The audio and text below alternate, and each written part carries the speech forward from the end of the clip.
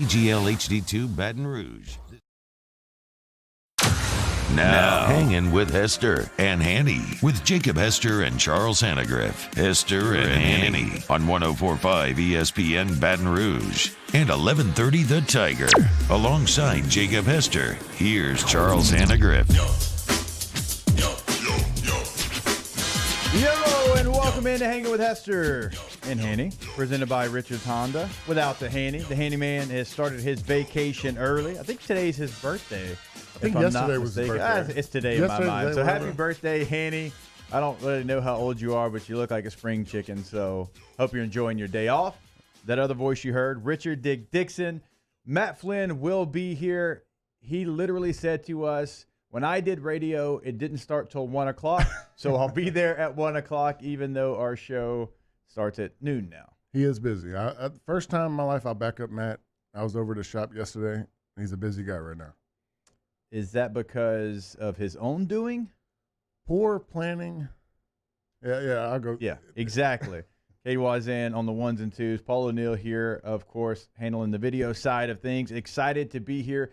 It's an old school football Friday like we used to do, me, you, and Flynn. Looking forward to breaking down not only LSU and Ole Miss, getting into some Saints talk, some SEC talk as well. But this is the first time since you don't do postgame this year, Richard, that we are going to get your feelings on what happened in Gainesville real quick before we move on, if we're ever going to move on from that game. I mean, can we just live in that moment for this year? That's the only one I want to talk about. Any game that has two nicknames, fog game, shoe game, it's going to live for a while. I'll tell you, no doubt it was a fog game, but it was foggy everywhere. I actually missed the first quarter because I was duck hunting up in the middle of the woods. Thought I would make it back. Normally it's about a 30-minute boat ride.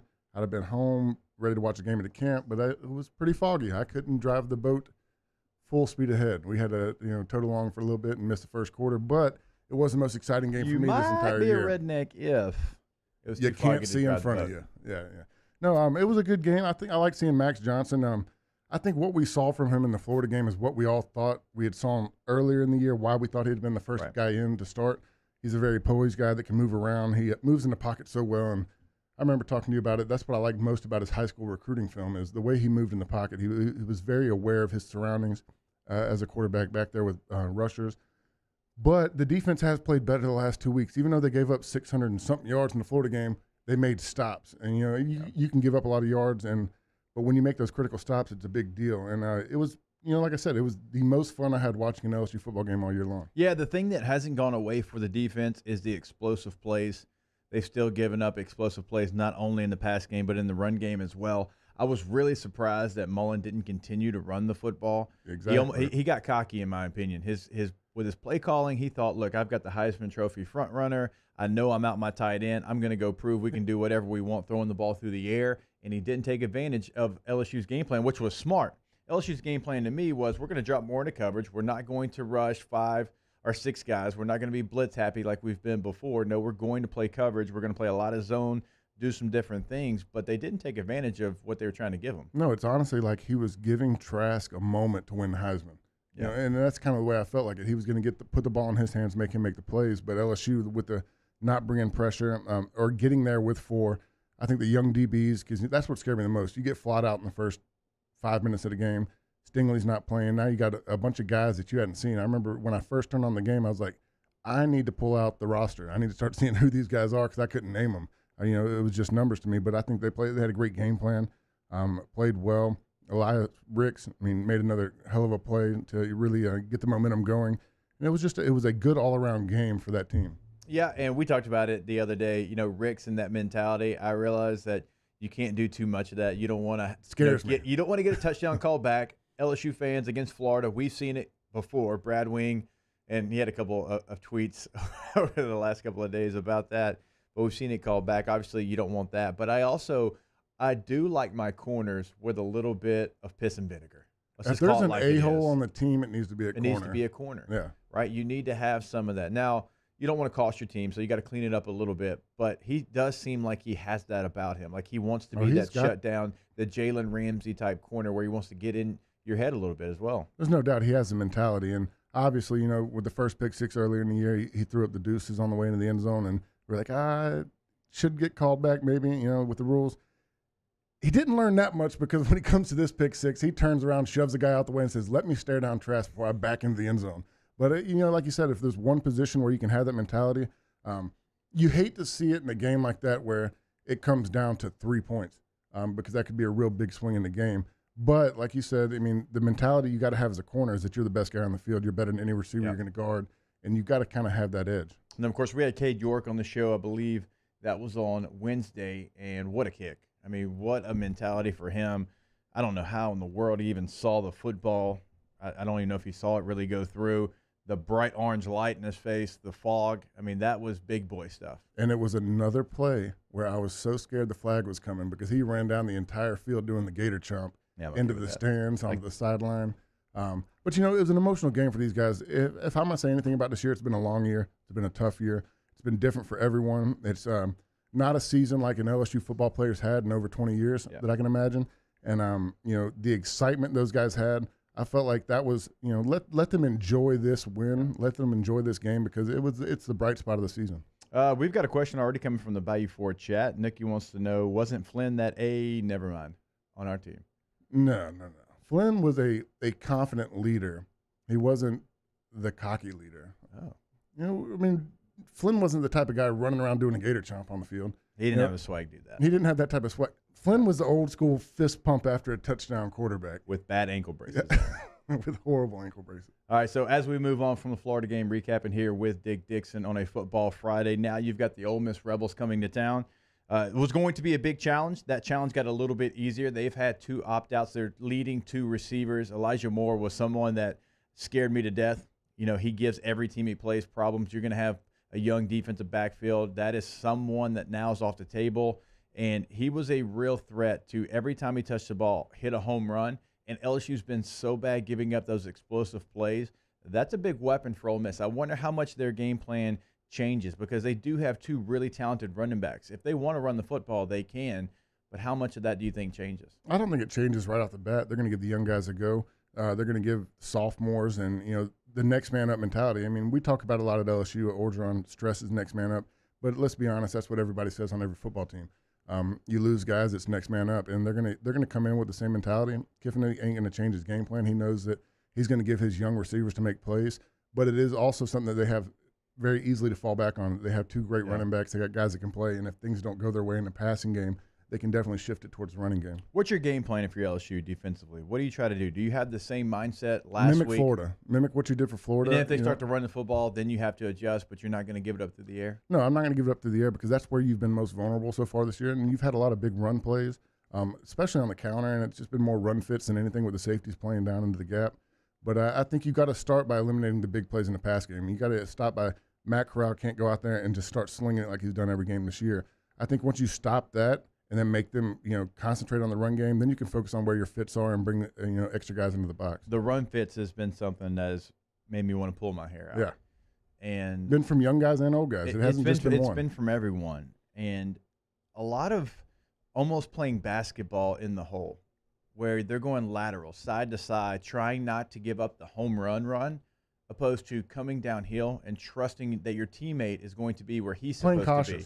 I think Michael Baskerville has played really well. I think he has. That's why he's in the starting lineup now. And I know he missed last game, but he played his way into the lineup. So I'm not picking on him. Of course, he went to the same high school as I did. I love his game. But there's one play against Alabama where the guard comes out, and instead of going over the top and trusting your teammate to fill the gap that you just left, tries to go underneath the block to tackle Najee Harris. And those are things that you can't do. And there's a million of them we could kind of point to there. And the run fit stuff, to me, has been so much of the reason. It's not talent. It's not a talent issue. It's the trust. Run fit stuff and trusting your other teammate that he's going to be where he's supposed to be. And to me, that's the biggest downfall of this defense is they don't have trust in all 11. You've had guys that when it comes down to a solo tackle, you have a guy that's trying to make the play and instead of trying to force it into his teammate. And that's been the biggest issue. You've had guys coming downhill and they slow play it. They try to play both gaps and say that I'm going to be the only guy that make a play. I'm not trusting to force it back inside and let somebody else make it. And but I also feel like it's gotten a little bit better. I feel like, it's taken way too long this season. But if you go back and look at Florida, Jacoby Stevens has played his run fits the best all year long that he did in Florida. He forced it back inside. And there were still a couple times where, a guy missed and they made a big play. but they're starting to build trust. Ole Miss is last in rush defense in the SEC. They give up 218 yards per game on the ground. It's one of the worst in the country. Not ideal that LSU's banged up right now at the running back position. We'll see who's going to be available. TDP, to me, seems like a very game-time decision. Expect John Emery to give it a go. You're going to see a lot of Chris Curry. You're going to see Williams. You're going to see Bradford. And I think you're going to see Max Johnson run the football and design quarterback runs more. No, there's no doubt. I think Chris Curry played his best game last week, getting downhill, not playing as much as far as the zone. He's a one-cut back, getting downhill and forcing the pressure. He played real well. I think that he'll get bulk of the carries this week.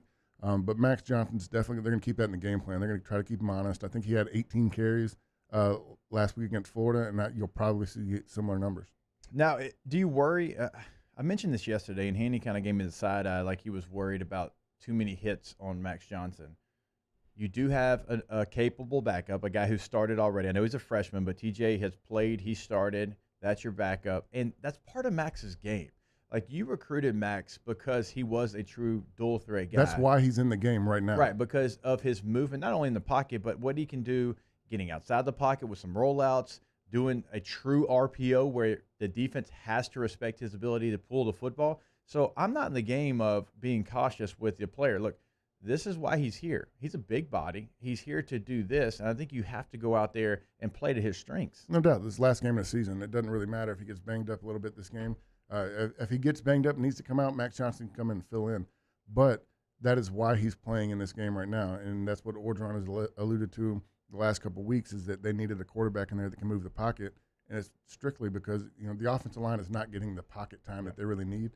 Max Johnson gives them a little bit more time to move in the pocket, avoid a pressure, and make a play. All right, in case you're just tuning in, Matt Flynn did say his show started at 1 when he was here, so he will be here at 1 o'clock. That's the last word that we got in typical Flynn fashion. Makes it all about himself. Hopefully we don't have to call him out anymore. We have a question inside the Bayou 4 chat, more of a statement.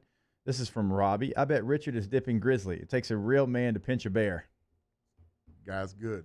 Oh, yeah? The guy's good. I got a nice can of Grizzly wintergreen in my maybe we pocket can get right a now. Sponsorship from that or something. Do it, I please. don't know. Like if you're listening, Grizzly, Richard Dick Dixon, brought to you by Grizzly.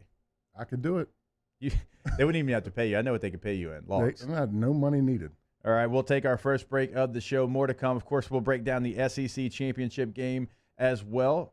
Oddly enough, it is a championship weekend across college football, and we've got other regular season games clearly that we are talking about. We'll be back. Hanging with Hester and Hanny, presented by Richard Sonda.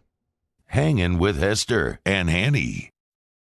GMFS Mortgage and GMFSmortgage.com. My friend Greg Price, who did such a great job for me, was sharing a piece with me, an article that 14 times this year, interest rates have hit an all-time low. 14 times. So if you want to take something positive out of 2020, take the low interest rate, refinance your home, buy a new home, add on to your current home with a construction loan. All of these things are possible with GMFSmortgage.com. Listen, sit with one of their counselors, have a relationship, build a relationship, have a conversation about what you're trying to get accomplished, long-term and short-term. I think they're going to give you a variety of options that'll get you to those goals, and then they'll make it happen. They'll walk with you step by step all the way to the closing. They talk about changing lives. They're talking about changing your monthly budget for the better. So do what I did. Do what thousands of others have done, and start that financial journey today at GMFSmortgage.com. Our listeners fire off their opinions on the jimsfirearms.net hotline at 499-1045. Keep listening for your next chance to shoot us your thoughts with the jimsfirearms.net hotline on 1045 ESPN Baton Rouge. This is a house call. This is a follow-up appointment. This is a diabetes checkup. This isn't just more convenient care, it's more advanced care. This is innovating healthcare at Louisiana's #1 hospital, Ochsner.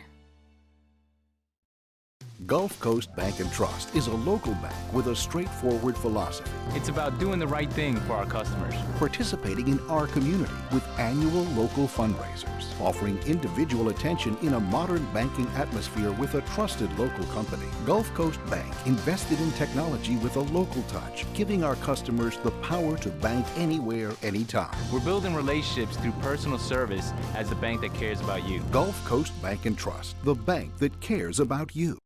To all of our heroes working on the front lines of this COVID-19 pandemic, your bravery and selflessness represent the very best of us, and we want to say thank you.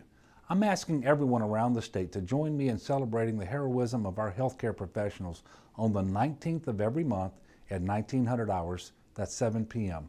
Write a note of appreciation, make plans to donate to charitable organizations, or say a prayer. To learn more, visit 19thanks.org. Thank you, and God bless. T-Bob Abear here with breaking news. Front to Back Boat Services is the shop to upgrade your boat tech this fall. With not one, but two NMEA certified techs, who better to install your Panoptic sonar, your HD displays. You want to see the fish under the water before you even cast? They have that. Trolling motor you could control with your iPhone? They have that. So what are you waiting for? Get into Front to Back Boat Services right now. Upgrade your boat tech. Make your boating dreams come true. Front to Back Boat Services. You may not know about the 4Kids Foundation, but you've probably heard of the Zurich Classic. And the Zurich Classic exists because of 4Kids. But it's what happens after the tournament that really counts. 100% of the proceeds are donated by the 4Kids Foundation to hundreds of local charities, totaling more than $40 million, all to help local children and families in need. 4Kids helps kids through golf, because every child deserves a shot at a brighter future. I've been doing business with Luba for 25 years. They're dependable, trustworthy. It's just the attention to detail with our clients. Our folks have years and years of experience. They're highly trained professionals, but many companies have that asset. What I'd like to think makes Luba a bit different is that we use those talents in a way that truly is dedicated to serving the needs of the folks who depend on us. Coming up on Monday's Off the Bench, we recap LSU's season. Did they pass the final test? Plus, a full breakdown of Mahomes versus Brees. Saints, Chiefs cannot wait. And of course, we'll give you our weekend winners. Off the Bench, 104.5 ESPN.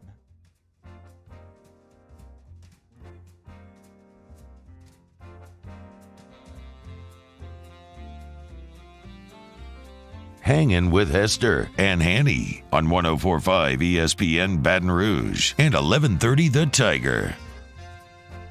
All right, welcome back in. Hanging with Hester and Hanny, presented by Richard Honda. Without the Hanny, Richard Dickson in with me. Matt Flynn will be here at 1 o'clock. He's on Matt Flynn time, so supposedly. Let me tell you something. He better be here. Although I say that, I mean, the man's given me his word many a times where he's not backed that word up. I called him on my ride over here, and he said that he was doing everything possible to be here for 1. See, I don't like that. And that's what makes me nervous. See, I don't like that. Everything possible. Like there's I'm going to be there. There's I'm not going to be there. And there's I'm going to do everything possible to be there. I will tell you that the big factor in getting him to come today was that y'all now have the Coors Light sponsorship. Oh, and yeah. That I told him that he could drink a beer on set. Yes. And he was like, okay, well, yeah, I'll see you there. Yeah, full disclosure, you know, they were talking about, or we were talking in a group chat trying to get the show put together, and I just took a picture of the beer closet and said, hey, I got this for you because now we're sponsored by Coors Light. And Matt said, okay, I'll be there. Yeah. Hey, whatever you got to do to close. All right, I want to keep talking about LSU, and not this game, not last game, but I want to know from you kind of the state of the program right now, because before the Florida game, obviously, everyone was down. There's so much stuff swirling around the program. You just got beat by Alabama at home. You didn't really have high hopes for the game going into the Swamp. You didn't really know how this game against Ole Miss was going to fare. And you were able to be a 23 and a half, depending on who you look at, point underdog and go into that place and get a win. And not only get a win because it's one win, it's a big win, I understand that. But what changed my mind and what made me feel so much better was all the young players that were there, that were engaged, that wanted to be there and stuck with this team. Obviously, the older players as well. They very easily could have just thrown it away and said, you know what, I'm going to get ready for the NFL. But I'm talking about the future of the program. When you look at Elias Ricks, when you look at Butte, when you look at Max Johnson, of course, TJ Finley didn't do anything to necessarily get benched, but they wanted to see what Max Johnson did. So now you've got 2 quarterbacks there. Cole Taylor even got his first action. There's some things to like there. And we could go across the board about the young football players on this team that showed up in the swamp and give you hope for the future. Right, and that's the key to the future is these young guys, because if you go back over the last 9 games, we were asking where the leadership was coming from up until the Florida game. It seemed like there was just a lack of leadership with guys opting out, and that's a whole nother term that we can discuss at another point, because opting out I felt like was before the season started. But you've had a question about leadership all year long, and I think that when you go back to the Florida game with Flott leaving early, Stingley not playing, the amount of freshmen on the field, I think it was 10, 11 freshmen that got on the field the game. That's what gave me hope. I mean, to see those young guys come out and play, they're still playing hard, they're playing for their future. It would have been a lot easier for everybody to wrap it up, the way the season has gone. But I think there's still a question. You got young guys who played really well in the Florida game. You got young guys who need to become leaders. Their first step was the Florida game. I think it's got to grow. This offseason is going to be a big question for us. I mean, where these leaderships build from, who do you retain, who on the offensive line decides to come back, what guys want to keep stake in the program. There's still a lot of questions going forward, but the Florida game was one that gave you the first hope of the year. Dwight McGlothern is another guy that, I'll be honest with you, like we saw him a little bit. We kind of knew him from recruiting, but McGlothern got in there and played pretty well. Played really well. I mean, you're talking about a guy who's 6'2", so he's a long corner. The stage didn't look too big for him, and he's going against a dude, Kadarius Toney. I mean, he's not a guy, he's a dude, right? Okay. And I thought he held his own. I thought he played well. And really the first action that we saw him, but even a guy like that, to be thrust into a game against Florida, against that offense, and not blink, even if you weren't perfect, which you're never going to be perfect, there's a lot to like there from a guy that we haven't seen yet. There's no question. When you're losing a Derek Stingley, and then your next guy up, Flott, the guy that everybody's been talking about, and then McLaughlin steps in and carries Toney the way he did the whole game, I think he did a phenomenal job. He did more than anybody could have asked for him. When you have to look at the program to figure out who is covering who, and they're not making mistakes, that speaks well to him. I think he played a hell of a game. I think all the young guys that got on the field this past week, played really well. Those guys showed that they want to be there. We've always talked about it in years previous, not just this year, that when you get to the 7th, 8th, 9th, 10th game of the year, you're no longer a freshman. You've been there long enough to understand what's going on, and I think he stepped up in a big way. So now that as we're looking at the future of the program and what they can do moving forward, you have the opportunity to re-recruit a lot of your players. That's including seniors. That's including guys that have been here for a very long time. Now, we've heard from some, Jacoby Stevens, and look, I'm not going to blame Jacoby Stevens. He's been here a long time. I thought he'd have been gone last year. Yeah, I thought exactly. He very easily could have done that. He's moving on. Okay.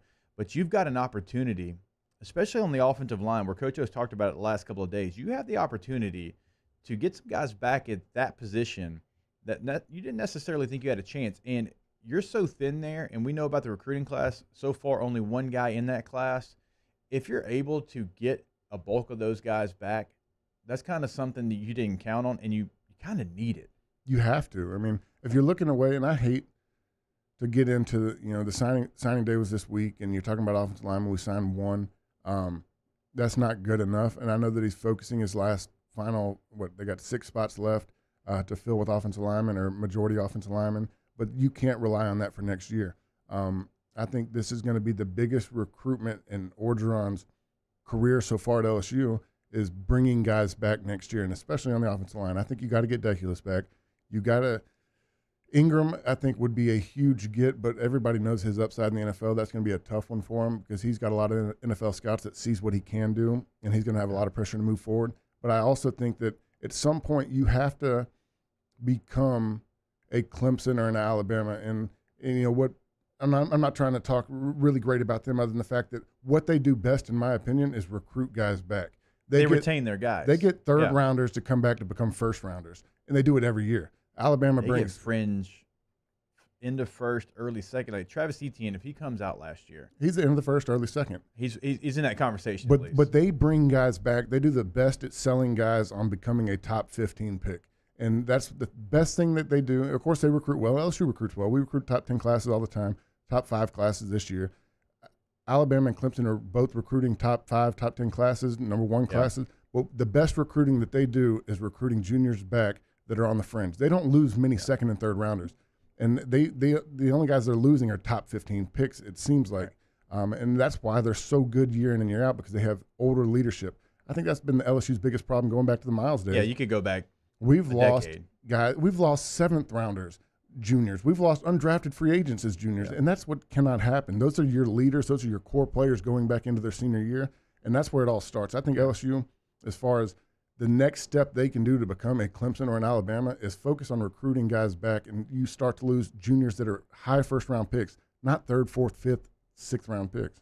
Yeah, because you make a great point about it being your core, your leaders. Those are the guys typically that, you know, back in the day we used to have the Unity Council. And that was like, that year was their first year in the Unity Council. They were kind of a silent leader. They didn't necessarily have the voice of the team because they weren't the leader, but they were close. I mean, you know, they could get the ear of some players, maybe not everybody's, but that next year they were going to get the ear of everybody. They were going to be that person that was in front of the team in the team meetings and giving them the good word. And then when you go early and you're not that guy, and then, of course, the older guy, he already went as well because he graduated, then you're starting to turn to guys who fringe on the field guys, right? Guys that were rotating players, not even really starters. It is so key, even if it's not the best player, just to have those type of guys in the locker room, to have those voices, to be able to lean on those guys because you groomed them to become leaders.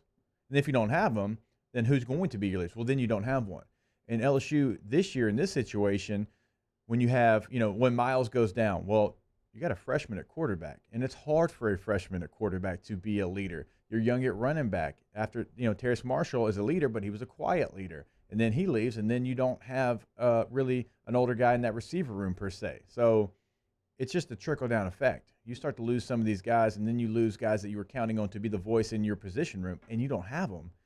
That, not as much as talent, but that's a big factor as well. It's the biggest factor in why LSU hasn't become an Alabama or Clemson, is because leadership is so important, especially when Clemson plays a little bit easier schedule. Well, no doubt, but they also bring guys back year in and year out. They don't lose 3rd, 4th, 5th round picks. I mean, you don't lose a Jacob Phillips in the 3rd round at Clemson or Alabama. Those guys come back to become a first-round draft pick linebacker, and that's where LSU has to focus on, because this year is the biggest year that I can remember. And of course, I missed a few years of really following LSU football hardcore, but the lack of leadership, when you're talking about week 7, week 8, and you're still asking who your leadership is on the team, that's tough to do. And obviously, if we're asking it, we're watching it, we're looking at it, they're asking the same questions on the field.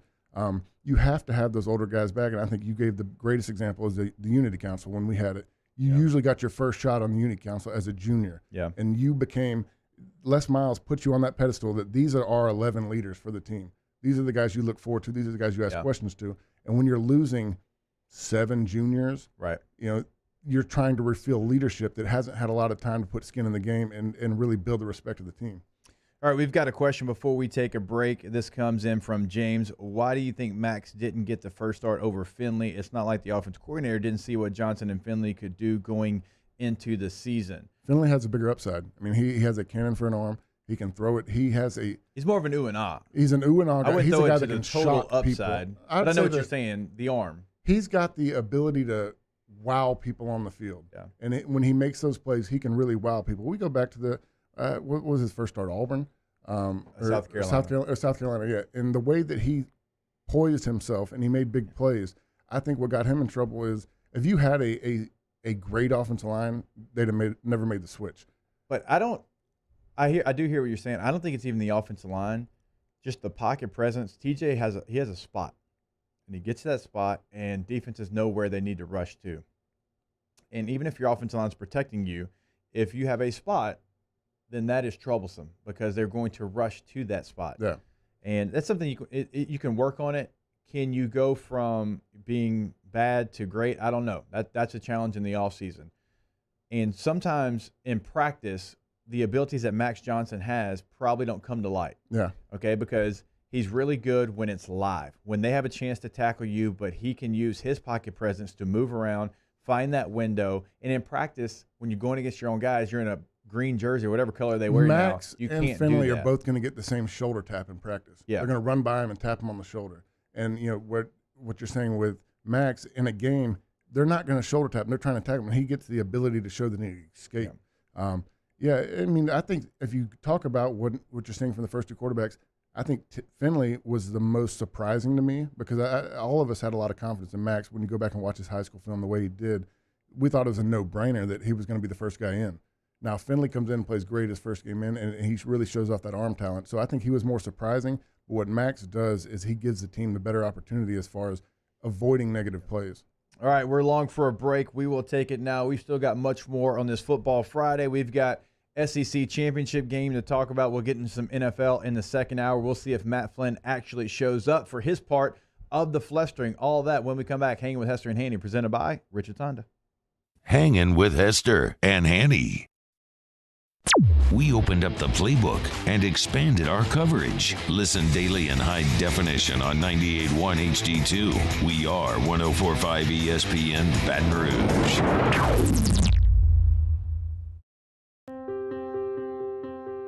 This isn't just another day. It's so much more. Kelly's life was put on hold when her auctioneer primary care doctor discovered a rare blood disorder. Her doctor connected her to an auctioneer care team of cancer, heart, and kidney specialists. With multiple primary care locations around Baton Rouge, same-day appointments, and online scheduling, we're relentless about keeping you healthy. Auctioneer Baton Rouge, innovating healthcare for Kelly. Gulf Coast Bank and Trust is a local bank with a straightforward philosophy. It's about doing the right thing for our customers. Participating in our community with annual local fundraisers. Offering individual attention in a modern banking atmosphere with a trusted local company. Gulf Coast Bank invested in technology with a local touch, giving our customers the power to bank anywhere, anytime. We're building relationships through personal service as the bank that cares about you. Gulf Coast Bank and Trust, the bank that cares about you. If I built a van, it would do more than haul. It would carry my entire business. I'd make it available in dozens, if not thousands of configurations. It would keep an eye on my fleet. And an eye out for danger. If I built a van, I'd make it available in diesel and gas. And I'd build it right here in South Carolina. Introducing the all-new Sprinter, starting at $33,790. Built in the USA. Mercedes-Benz. Vans. Born to run. Gulf Coast Office Products is a nationally recognized Savin office equipment dealer based right here in Louisiana. Over 100 employees strong, Gulf Coast has the boots on the ground to support all vertical markets from education, engineering, legal, and finance. With the latest in office technology, from desktop to production segment units, Gulf Coast and Savin have the perfect fit for you. Call 225-756-2644. That's 756-2644 for Gulf Coast Office Products. Are you a licensed contractor? There's lots of good contractors in Louisiana doing work the right way, but unfortunately, too many unlicensed contractors are working outside the licensing requirements. Working as a contractor in Louisiana requires a license for the company doing the work. The Louisiana State Licensing Board for Contractors wants to help you get licensed to allow you to conduct work legally. It's not difficult to get the license. We can help you. Go to lacontractor.org for more information. Licensed contractors, it's the law. ServiceMaster Elite create clean, disinfected work environments. As a local business, we take pride in serving the New Orleans and Baton Rouge areas. Our cleaning protocols follow CDC and OSHA standards for healthcare settings, offices, senior living, restaurants, and industrial plants. Contact ServiceMaster Elite to get your operation ready for reopening with germ disinfection cleaning. ServiceMaster Elite, the trusted choice in professional cleaning since 1996. At All-Star Toyota, you get it all. If you're in the market for an all-new Toyota vehicle, come see our friendly and knowledgeable sales team at All-Star Toyota. Located in Baton Rouge at the corner of Airline and Goodwood, we've been serving our community since 2005 by offering a large selection of new Toyota cars, trucks, and SUVs. Get behind the wheel of your dream car and take a test drive at All-Star Toyota today. To all of our heroes working on the front lines of this COVID-19 pandemic, your bravery and selflessness represent the very best of us, and we want to say thank you. I'm asking everyone around the state to join me in celebrating the heroism of our healthcare professionals on the 19th of every month at 1900 hours, that's 7 p.m. Write a note of appreciation, make plans to donate to charitable organizations, or say a prayer. To learn more, visit 19thanks.org. Thank you, and God bless. The Prep Football Playoffs continue with the non-select semifinals. We get things started tonight with the Louisiana Prep Preview at 6, and wrap things up with a full 2 hours of the Louisiana Prep Scoreboard at 10 on YouTube, CST, and 104.5 ESPN Baton Rouge.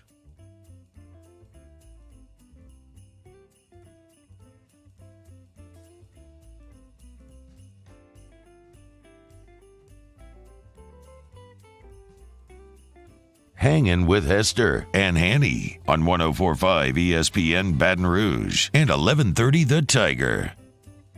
All right, we're back here hanging with Hester and Hanny, presented by Richard's Honda. Richard Dickson sitting in with me. Hanny is off on vacation. Of course, Friday show is brought to you by Small Sliders, Nicholson and East Boyd. Slide on through. Delicious sliders, milkshakes, fries.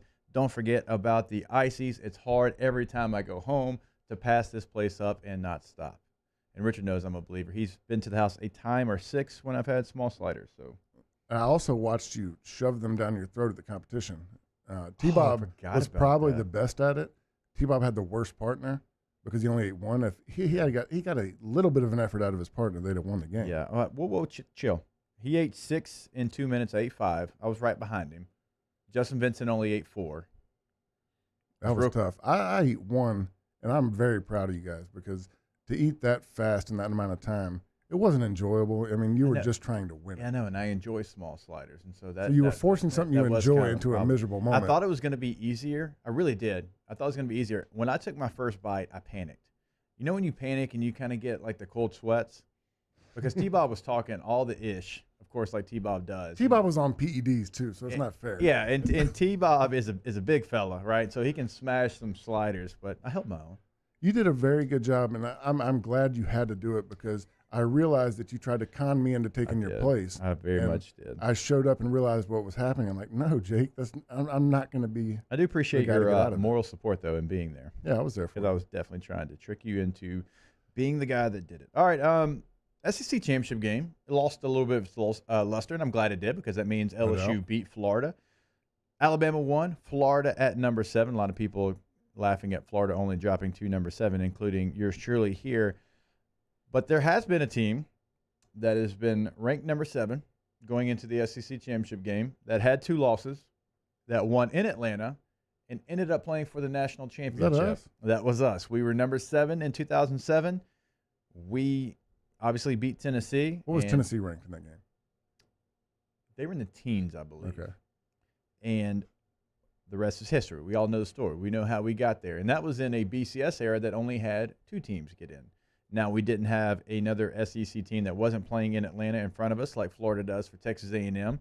They obviously have the head-to-head, and they have 1 less loss. I don't see any scenario, and I know Dan Mullen said we'll worry about that after we win the game on Saturday, but I don't see any scenario where Florida can get back into the top 4 of the college football playoff. Alabama's 100%. They are 100% in, and I hate speaking in absolutes, but unless they lost 63-3, which is not going to happen, they're in. The farthest they're going to fall is 4. Okay? So Florida wins this game. They're not going to jump to 3. They're not going to jump to 2. They're certainly not going to drop to 1. But, you know, still an SEC championship game. That means something. You want to go out there. It's a ring game. You want to win a ring. But I think their chances of getting to the CFP are done. No, it's done, and their chances of winning are 0. I mean, Alabama's going to win that game pretty handily. I think that, you know, Florida's had weaknesses all year long. The defense hasn't been that great. It's not your traditional Florida defense. I'm guessing Kyle Pitts will be back, which is a big get for the Florida offense because, I mean, he's dominant when he's on the field. He's a guy that really can't be stopped, and no one's been able to stop him so far this year. But I just don't see it slowing up Alabama. Alabama's been, as far as, like, you even talk about COVID, just, you know, Alabama has not been affected by COVID, it doesn't seem like. You lost Nick Saban for a game, but, I mean, Nick Saban has such a tight ship program. You had Steve Sarkisian that was the backup that came in as a head coach. He's been the head coach at a major program like USC. It wasn't a fall off. It's weird how they've had coaches had COVID, but no contact tracing of players. Yeah, the players have been, you know. Must stay pretty far away from them. They probably got them in a bubble. But, I mean, it's just interesting. And I think that Florida, you know, they've been a good team this year. And you know, Trask has played a hell of a season to the LSU game. The LSU game was the worst game of the year. But I just don't see them being a match for Alabama. And like you said, it's kind of a joke that they dropped from 6 to 7, losing to a non-ranked team. But I really think that's just to keep the luster of the SEC championship as a top 10 matchup. So the likelihood of Texas A&M getting in if Clemson loses are pretty good. If Clemson loses, you're going to have Bama, Notre Dame, Ohio State, Texas A&M. That's going to be your 4. Now, Iowa State's actually ahead of where Florida's at. They sit there at number 6. Even if they go out there and they win the Big 12, they beat Oklahoma again, I can't imagine the Cyclones getting into any top 4. Even if, let's say, Texas A&M loses, let's say Clemson loses. I mean, they've got a loss against UL Lafayette at home by 17 points. Yeah. If they got in, and Coastal Carolina sits there at 12, and Coastal Carolina has the same amount of ranked victories against ranked opponents, and they beat the team that you lost to at the other team's place, you lost at home, this thing might blow up. I mean, it's just a weird situation, especially when you're talking about what Ohio State's played 5 or 6 games. And then, and of course, Ohio State is a good football team. And, if you go use their track record, which they're not supposed to, but they do, they probably belong to be there just being undefeated with the players that they have. Are you just a little surprised that with the amount of changes and the adapting, the way that the year of 2020 of football has been, the way that you've seen a Coastal Carolina and a BYU play on a last-minute situation, that we didn't possibly expand the playoffs this year? I thought they would do something different. I truly did. I thought because this was their opportunity. This was their opportunity if they wanted to. Now, it turns out they don't want to because they would have done it. Yeah. Turns out they didn't want to do it, and their contract still has years left on it. I understand that. It felt like if it ever was going to happen, it was going to be this year because you had a Cincinnati, because you had a Coastal Carolina, because you had at one time you had a BYU. You had a lot of G5 flavor in the college football playoff, but they weren't anywhere close to the top 4. And I do think eventually we're going to get an expanded playoff. I don't. I mean, if we you're will. not going to do it this year, I think we will when this contract runs out. You're going to have because the contract, and money's going to have to get involved, and there's going to be a lot of sponsors that are pushing. That's key. Money's going to be involved, and here's how it would play out if the season ended today. Alabama, Georgia would be a matchup. Notre Dame, Florida would be a matchup. Clemson, Iowa State, Ohio State, and Texas A&M. You know how much money is in what we just said? Playoff deal right there. Now, no group of 5 teams getting in because Cincinnati's at number 9. No, they don't. I'm sure they don't care about that. They care about making money and it making sense, and that would make money and it would make sense. Now, every year you're not going to have an Alabama, Georgia 1-8. That's not what you're going to have. But there is years like this year that you would have that. So I do think they expanded. I think too many people have complained about it. Too many people have poked holes in it. You will eventually, and it's going to make you more money. You're going to have 4 additional games. So what is your opinion on and correct me if I'm wrong, 5-6 games for Ohio State? They've got 5 right now. They would be 6 if they beat Northwestern. So what's your opinion on a team that they changed rules last minute for them to be allowed to be in the championship game, the conference championship? They didn't change rules for anybody else as far as, the playoff expansion. But how do you feel about a 6-0 team making the playoffs? I'm not in favor of it. I think it's played out on the field. You're going to have other teams that don't have a loss. I understand that, but that's the reason we play the games. That's why LSU and Florida happens. You're going to have Texas A&M who's going to have 9 games. And anybody who's ever listened to this show knows I've been very critical of Texas A&M, right? They haven't won a national championship since Elvis was 3 years old, okay? That's how long it's been. More than Georgia? Okay. Well, 1980 for Georgia. Okay. So it's been a long time, and we've been hearing about Texas A&M. But this year, where they're at, they deserve to be there. Okay, and if you play that many games in an all-SEC schedule opposed to only 6 games in the Big Ten, I do, in fact, believe. Do I think Ohio State and Texas A&M, if they played, Ohio State would probably be favored on a neutral site? I do. Do you think A&M can win a playoff game this year? That's another key, is if it goes 1-4, are they going to rematch Alabama A&M? A&M just, they lost by 28 points to Alabama already this year. Now, the committee's supposed to not care about that. They're supposed to place the teams where they're supposed to be placed and not look at matchups. But that is where, to me, I don't want to see that matchup. Because we know what's going to happen. We can sit here and talk about, they're going to get better. It's the second time. It's hard to beat a team twice. But Kellen Mond has showed who he is in big games. He's shown who he is for the last 72 seasons. Yeah, but for weeks 1 through 5 this year, he's finally the guy Jimbo wanted him to be. And then you go against a bad LSU team, and he is terrible. He's awful. And he's a bad LSU defense who hadn't been able to stop anybody. I mean, you got KJ Costello broke SEC records in week 1 and benched 2 weeks later. And so, he just didn't have it. I think it's just a weird year. I mean, Ohio State, yeah. I mean, what they do and the players they have, they're a good football team. Clemson has proved to be a good football team. Their only loss is without the number 1 overall pick. Alabama has been the most dominant they've been on offense in probably the Nick Saban era. I mean, as far as what they're doing offensively week in and week out, they're breaking records.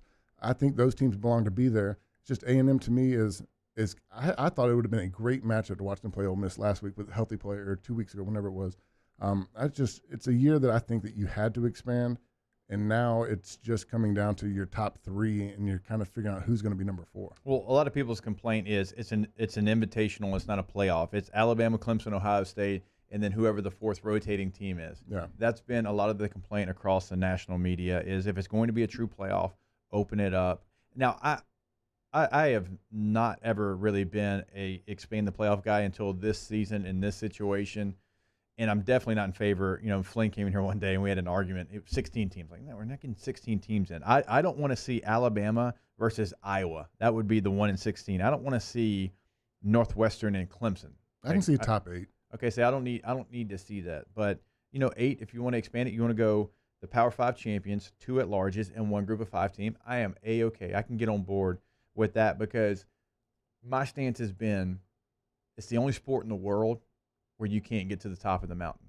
Yeah. There's not another one. There's literally not another sport where you can go undefeated and you still don't have the opportunity to be the champion in your sport. We can look at college baseball. You have the opportunity. Regional, super regional, College World Series, the NCAA tournament, right? Every other sport in this world, you can get to the pinnacle of your sport outside of college football in the FBS ranks. And I agree with that, but I think football is the really only true team sport. I mean, I'm saying that as far as you need all 11 to win a game. Baseball, you can have a superstar pitcher on fire. One guy can really put you in a position to win that game. Basketball, you can have 2 of your 5 starters get on fire from the three-point line, and they can drive you to win that game. The football, you need more than 80% of your guys to play lights out to be your best. Look over the history of the playoffs. What's the 1 group of 5 team that you think had the biggest shot to make a surprise in the playoff? If they got the opportunity, of course they haven't. Okay, and what happened when they got their opportunity in the Fiesta Bowl against LSU? That wasn't an okay team. Yeah, I get that. I do get that. But they did beat Auburn the year before in a New Year's Six game. That's Auburn. I mean, Auburn loses a lot of those games. I mean, Auburn. Speaking of Auburn, let's use that as a tease. We'll talk about the Auburn Tigers and their hot mess of a coaching search when we come back. Of course, every Friday we're brought to you by Small Sliders, Nicholson and East Boyd. Slide on through. Delicious sliders, milkshakes, fries, and of course, don't forget about the ices as well. I know my children don't. I know Richard's children do not forget about the ices. We'll be back. Hanging with Hester and Hanny, presented by Richard Tonda. Hanging with Hester and Hanny. All right, brought to you by Richard Tonda every single day, the title sponsor of our show here. You can find them online every single day at richardshonda.com, where you can do it all. Right now, the Happy Honda Days is going on. At the bottom left corner of the website, it tells you how long you have left to save in those Happy Honda Days. In the bottom right, you can chat with sales. So if you've got a question, anything comes up, they can answer that right there on the spot.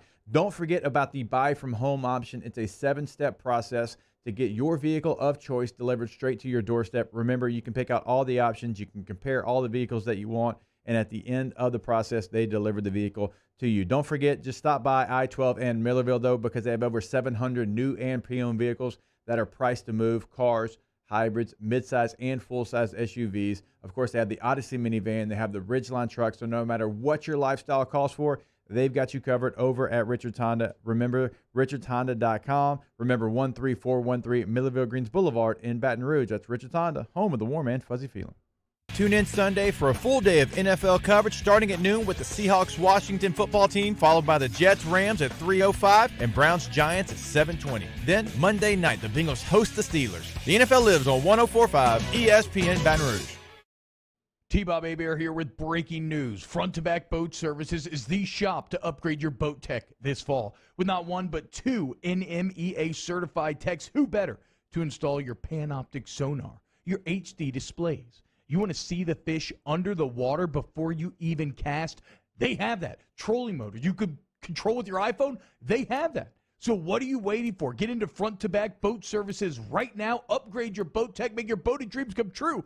Front-to-back boat services.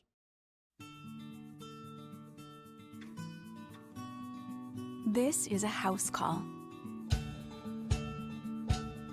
This is a follow-up appointment. This is a diabetes checkup. This isn't just more convenient care, it's more advanced care. This is innovating healthcare at Louisiana's #1 hospital, Ochsner. Gulf Coast Bank and Trust is a local bank with a straightforward philosophy. It's about doing the right thing for our customers. Participating in our community with annual local fundraisers, offering individual attention in a modern banking atmosphere with a trusted local company. Gulf Coast Bank invested in technology with a local touch, giving our customers the power to bank anywhere, anytime. We're building relationships through personal service as the bank that cares about you. Gulf Coast Bank and Trust, the bank that cares about you. If I built a van, it would do more than haul. It would carry my entire business. I'd make it available in dozens. Make that thousands of configurations. It would keep an eye on my fleet. And an eye out for danger. If I built a van, I'd make it available in diesel and gas. And I'd build it right here in South Carolina. Introducing the all-new Sprinter, starting at $33,790. Built in the USA. Mercedes-Benz. Vans. Born to run. You may not know about the 4Kids Foundation, but you've probably heard of the Zurich Classic. And the Zurich Classic exists because of 4Kids. But it's what happens after the tournament that really counts. 100% of the proceeds are donated by the 4Kids Foundation to hundreds of local charities, totaling more than $40 million, all to help local children and families in need. 4Kids helps kids through golf, because every child deserves a shot at a brighter future. I've been doing business with Luba for 25 years. They're dependable, trustworthy. It's just the attention to detail with our clients. Our folks have years and years of experience. They're highly trained professionals. But many companies have that asset. What I'd like to think makes Luba a bit different is that we use those talents in a way that truly is dedicated to serving the needs of the folks. Hey, it's Matt Moscona inviting you to join us for a Football Friday edition of AFR presented by Don Juan Cigar Bar. Musso's in the big chair. Terrio rides shotgun. Phil Steele, the tailgate segment. It's all on Friday, 3 to 6. 104.5 ESPN Baton Rouge.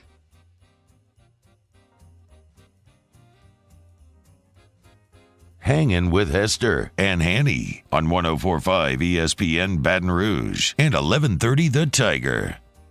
All right, welcome back in. Hanging with Hester and Hanny, presented by Richards Honda. Here with Richard Dick Dickson. We'll see if Matt Flynn shows up. My money's on him being Matt Flynn. Small Sliders brings you the show every single Friday. Nicholson and East Boyd. Stop on by, pick up a slider, a shake, some French fries, of course, the ices as well. They also have physical gift cards now, so something you could put in the stocking stuffer. Richard, if you want to get me a present, Small Sliders does have gift cards now. I got you a present. I brought it over Wednesday night. That was a Dirty Santa game, and that was not a present. I mean, technically, they were wrapped as presents. But I didn't get one of yours that you brought. No, you're right. You didn't get anything I brought. Yeah, exactly. All right. We might talk about this a little bit later on as well, but the Auburn coaching job is we've got about a minute and a half here. It's a mess. It's always a mess. I expected it to be a mess, and Kevin Steele had half the room, it seemed like, wanting to hire him. You had the other half saying, hell no, we're not hiring Kevin Steele as our head coach, a guy who's won one game in conference play as a head coach at Baylor in 4 years, a guy that was right down the hall, and we're paying our other guy $20+ million to go away just to bring the guy from down the hall up to the brand new big office. I don't think so. No, I don't think Kevin Steele's going to be the guy. Auburn defense has never really been a big problem at Auburn. If you go back over the history, they've always had dudes on defense. You recruit Alabama, Southern Florida, Southern Georgia. They have a talent pool full of guys, and they've always filled out on the defensive end. Where they've struggled is on offense, and I think really, Gus Malzahn was an innovator or on the very beginnings of the spread offense, and when he came in, he was very dominant. He was a guy that was ahead of the curve and everybody couldn't stop it, like Chip Kelly. Yep. And then once everybody's evolved and everybody's running a spread, defenses are covering it week in and week out. It's just not been effective. So I think that they're gonna go after an offensive-minded guy, and they're gonna get a guy that is a newer age offensive mind that can really control the game and bring something new, because what Malzahn has done is kind of worn off.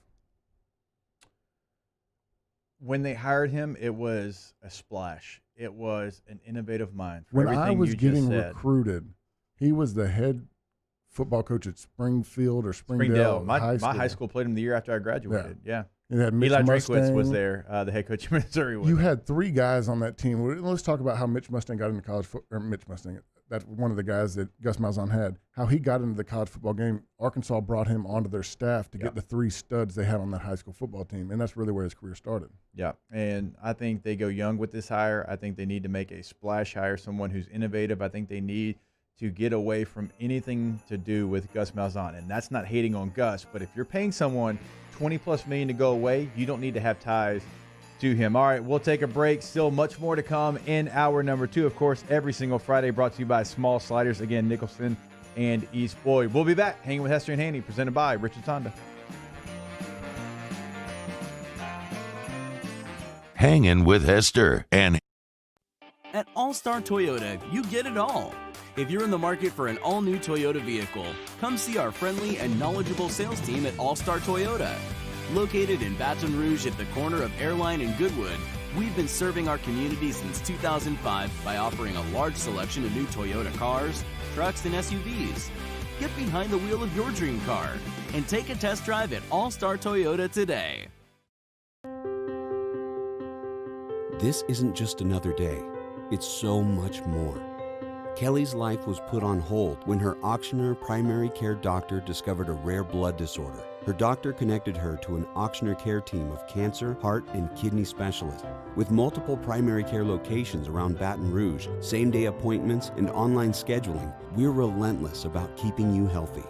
Auctioneer Baton Rouge, innovating healthcare for Kelly. Gulf Coast Bank and Trust is a local bank with a straightforward philosophy. It's about doing the right thing for our customers. Participating in our community with annual local fundraisers, offering individual attention in a modern banking atmosphere with a trusted local company. Gulf Coast Bank invested in technology with a local touch, giving our customers the power to bank anywhere, anytime. We're building relationships through personal service as the bank that cares about you. Gulf Coast Bank and Trust, the bank that cares about you. Are you a licensed contractor? There's lots of good contractors in Louisiana doing work the right way, but unfortunately, too many unlicensed contractors are working outside the licensing requirements. Working as a contractor in Louisiana requires a license for the company doing the work. The Louisiana State Licensing Board for Contractors wants to help you get licensed to allow you to conduct work legally. It's not difficult to get the license. We can help you. Go to lacontractor.org for more information. Licensed contractors, it's the law. Gulf Coast Office Products is a nationally recognized Savin office equipment dealer based right here in Louisiana. Over 100 employees strong, Gulf Coast has the boots on the ground to support all vertical markets, from education, engineering, legal, and finance. With the latest in office technology, from desktop to production segment units, Gulf Coast and Savin have the perfect fit for you. Call 225-756-2644. That's 756-2644 for Gulf Coast Office Products. ServiceMaster Elite create clean, disinfected work environments. As a local business, we take pride in serving the New Orleans and Baton Rouge areas. Our cleaning protocols follow CDC and OSHA standards for healthcare settings, offices, senior living, restaurants, and industrial plants. Contact ServiceMaster Elite to get your operation ready for reopening with germ disinfection cleaning. ServiceMaster Elite, the trusted choice in professional cleaning since 1996. To all of our heroes working on the front lines of this COVID-19 pandemic, your bravery and selflessness represent the very best of us, and we want to say thank you. I'm asking everyone around the state to join me in celebrating the heroism of our healthcare professionals on the 19th of every month at 1900 hours, that's 7 p.m. Write a note of appreciation, make plans to donate to charitable organizations, or say a prayer. To learn more, visit 19thanks.org. Thank you, and God bless. If I built a van, It would do more than haul. It would carry my entire business. I'd make it available in dozens. Make that thousands of configurations. It would keep an eye on my fleet. And an eye out for danger. If I build a van, I'd make it available in diesel and gas. And I'd build it right here in South Carolina. Introducing the all-new Sprinter, starting at $33,790. Built in the USA. Mercedes-Benz. Vans. Born to run.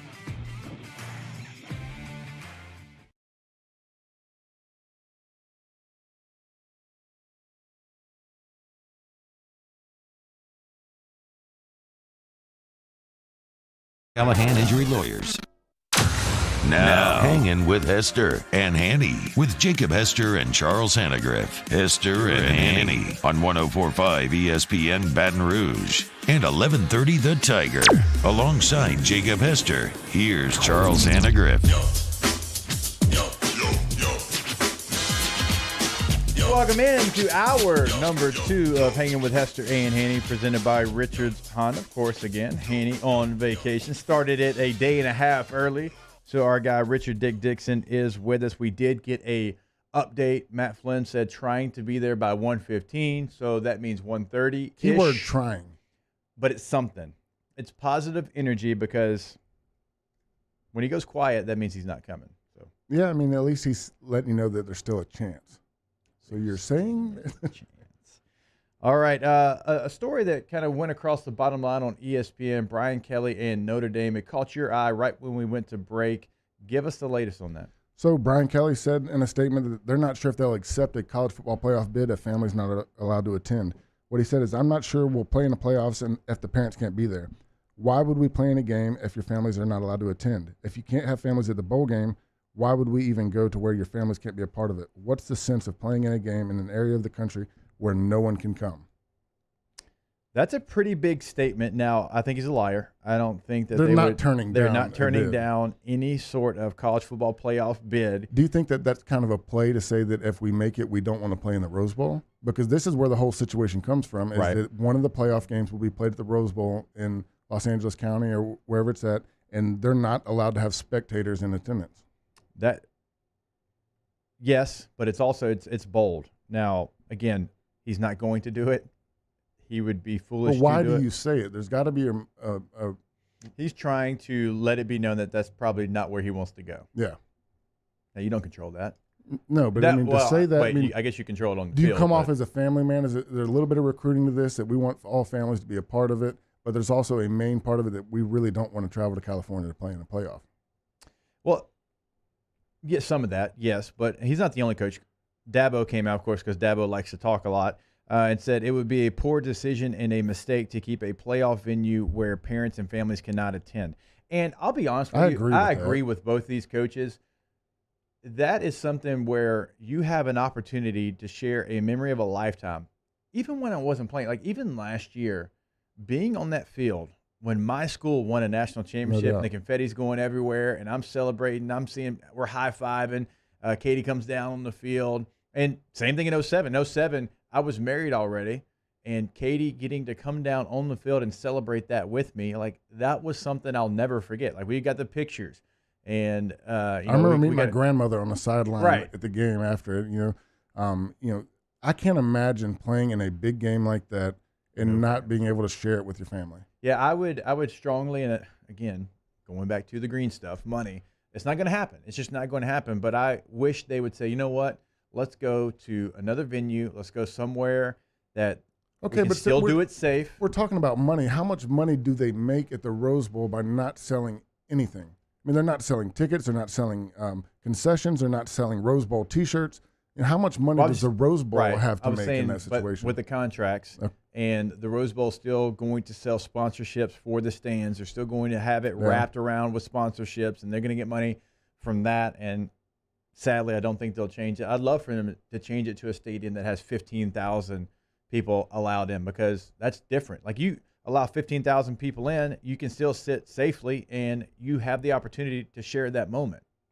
Yeah, it just – the Rose Bowl is a stadium that is known for big games, and in this instance, it's just going to be another game. I just hate for it. I think the comment, I mean, I get what he's saying. I also know that he's bluffing because no one is going to turn down a CFP bid.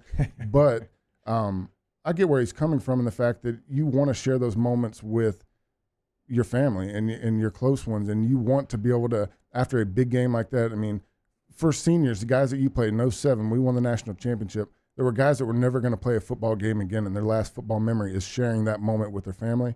It's terrible that it's not going to be able to happen that way. I wish it would change, but like you said, they're not going to budge at this point in the game.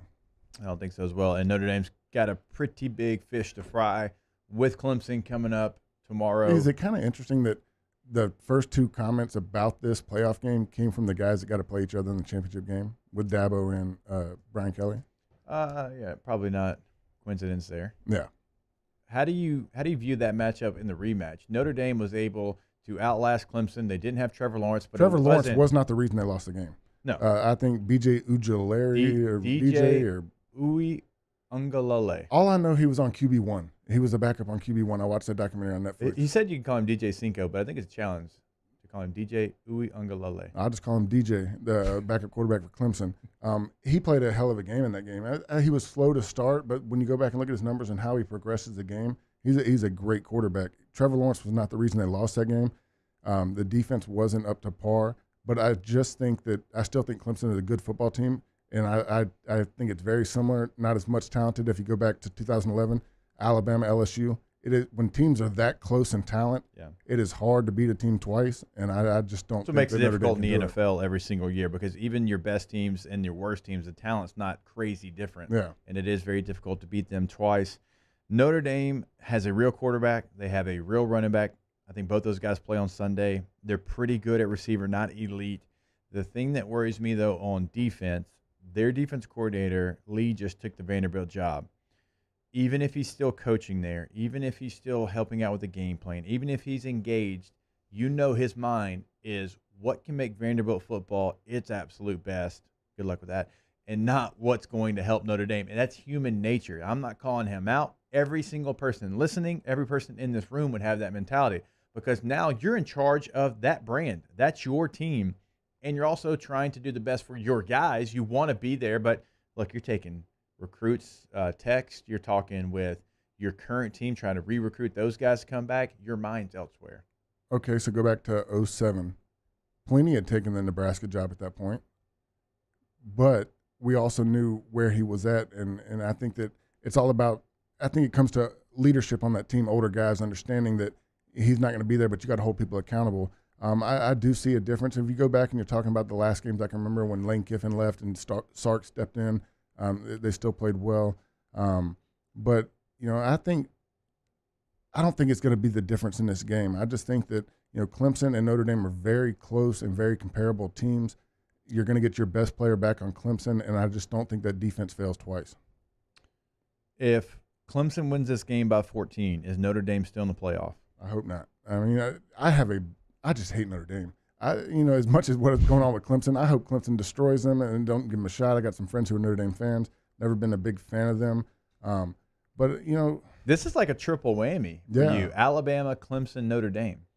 Clemson, I have no feelings against Clemson just because I never played them once in my life. They were nobodies when I was playing. I think that I kind of respect Clemson to challenge just what they've done to challenge Alabama in the last 7 years. Yeah, but they call their stadium Death Valley. I just ignore them. They're, when we play them, the 2 times we've played them, we beat them both times. I know we lost once when Matt was the quarterback because they always point to that as being the springboard for who they are now. I mean, if you really go back to it, they've gotten better every year since then. The Death Valley deal, I don't even want to get into it because we destroyed them in last year. But I just don't think that they're going to lose to Notre Dame. I think Notre Dame, even though this year was probably the biggest challenging year for Notre Dame as far as playing in a conference, staying on a conference schedule, but the ACC is so weak, there's only one team really to beat there, and it's Clemson. They beat them without their quarterback. I think it's going to be a good game, but I think Clemson wins it.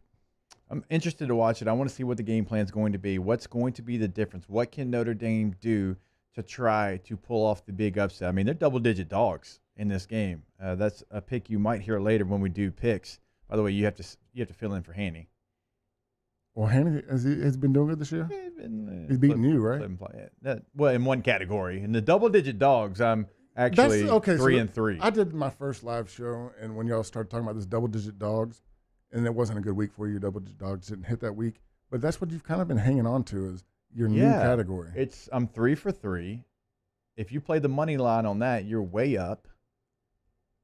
Something you'd like to say about it? I'm just saying that Mike's open. If I cut my grass, and my grass isn't as green as I want, but I got one pot over there that is blooming, and I got tomatoes everywhere. You can't say, well, one of those tomatoes going to make you money, or they're going to feed your belly. So you're doing something right. On that note, we will take our next break. Don't forget to stop by Small Sliders, Nicholson and East Boy, bringing you our lunch hour every single Friday here. We still got a lot to come. We do have our picks. We've got hopefully a Matt Flynn sighting. We do have first class, second class, no class coming up. Have you done that before? Yeah, one time. I'm not really good at it. I got to start looking at figure out what I'm going to do for that. Are you just trying to drop your expectation level to low so you can I need a piece of paper and a pen to start scratching some notes in the commercial breaks. There's like 37,000 of them in this room. All right, we will be back. More Hanging with Hester and Hanny presented by Richard Sonda.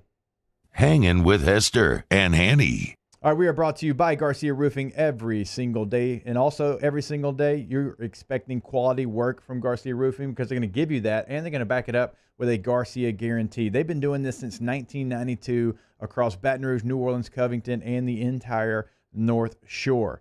Their work has been recognized as well. Yet again, on the LSU 100 fastest growing Tiger businesses. Second year in a row, came in at number 19 this year. Best of Ascension when it comes to roofing companies. And I can promise you that they're going to do the best work because they did it for me. Go to GarciaDidMyRoof.com. Right there in the top right of the website, free roof inspection.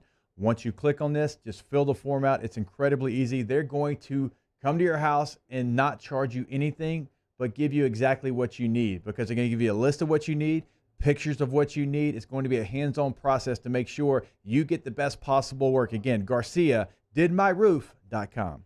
Saints coverage, Chiefs, Cowboys, Thursday night, Sunday night, and Monday Night Football. From the opening kickoff to the playoffs and the Super Bowl, the NFL lives on 104.5 ESPN Baton Rouge. Le posso offrire un caffè? Le posso offrire un caffè? Andiamo insieme da me, non c'è. Call Mr. Electric today for electrical repairs, upgrades, and installations. At All-Star Toyota, you get it all. If you're in the market for an all-new Toyota vehicle, come see our friendly and knowledgeable sales team at All-Star Toyota. Located in Baton Rouge at the corner of Airline and Goodwood, we've been serving our community since 2005 by offering a large selection of new Toyota cars, trucks, and SUVs. Get behind the wheel of your dream car and take a test drive at All-Star Toyota today.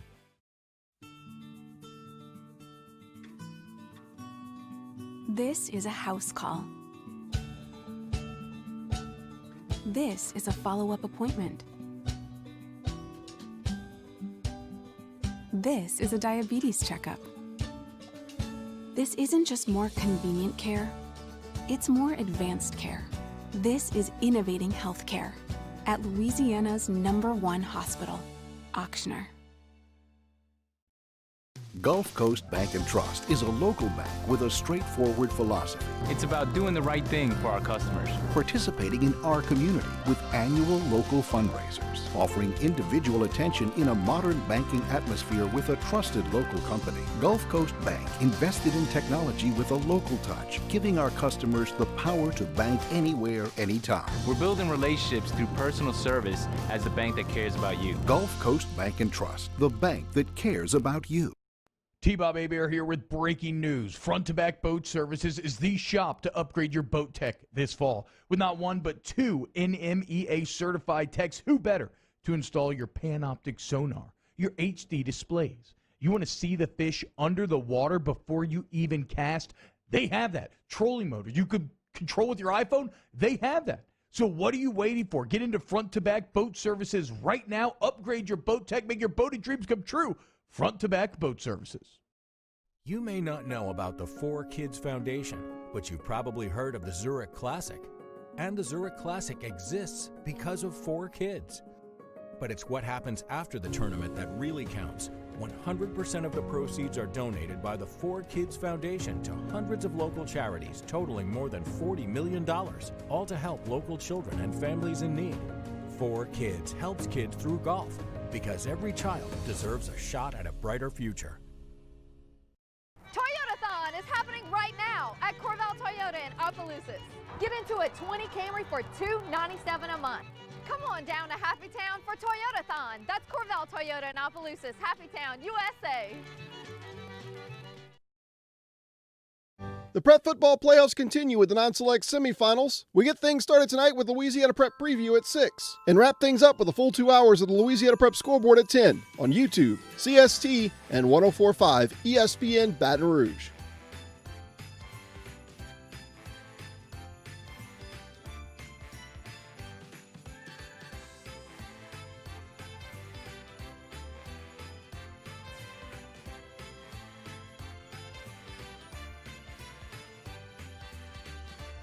Hangin' with Hester and Hanny on 104.5 ESPN Baton Rouge and 1130 The Tiger. Well, welcome back in. Hanging with Hester and Hanny, presented by Richard's Honda. It's 1:15.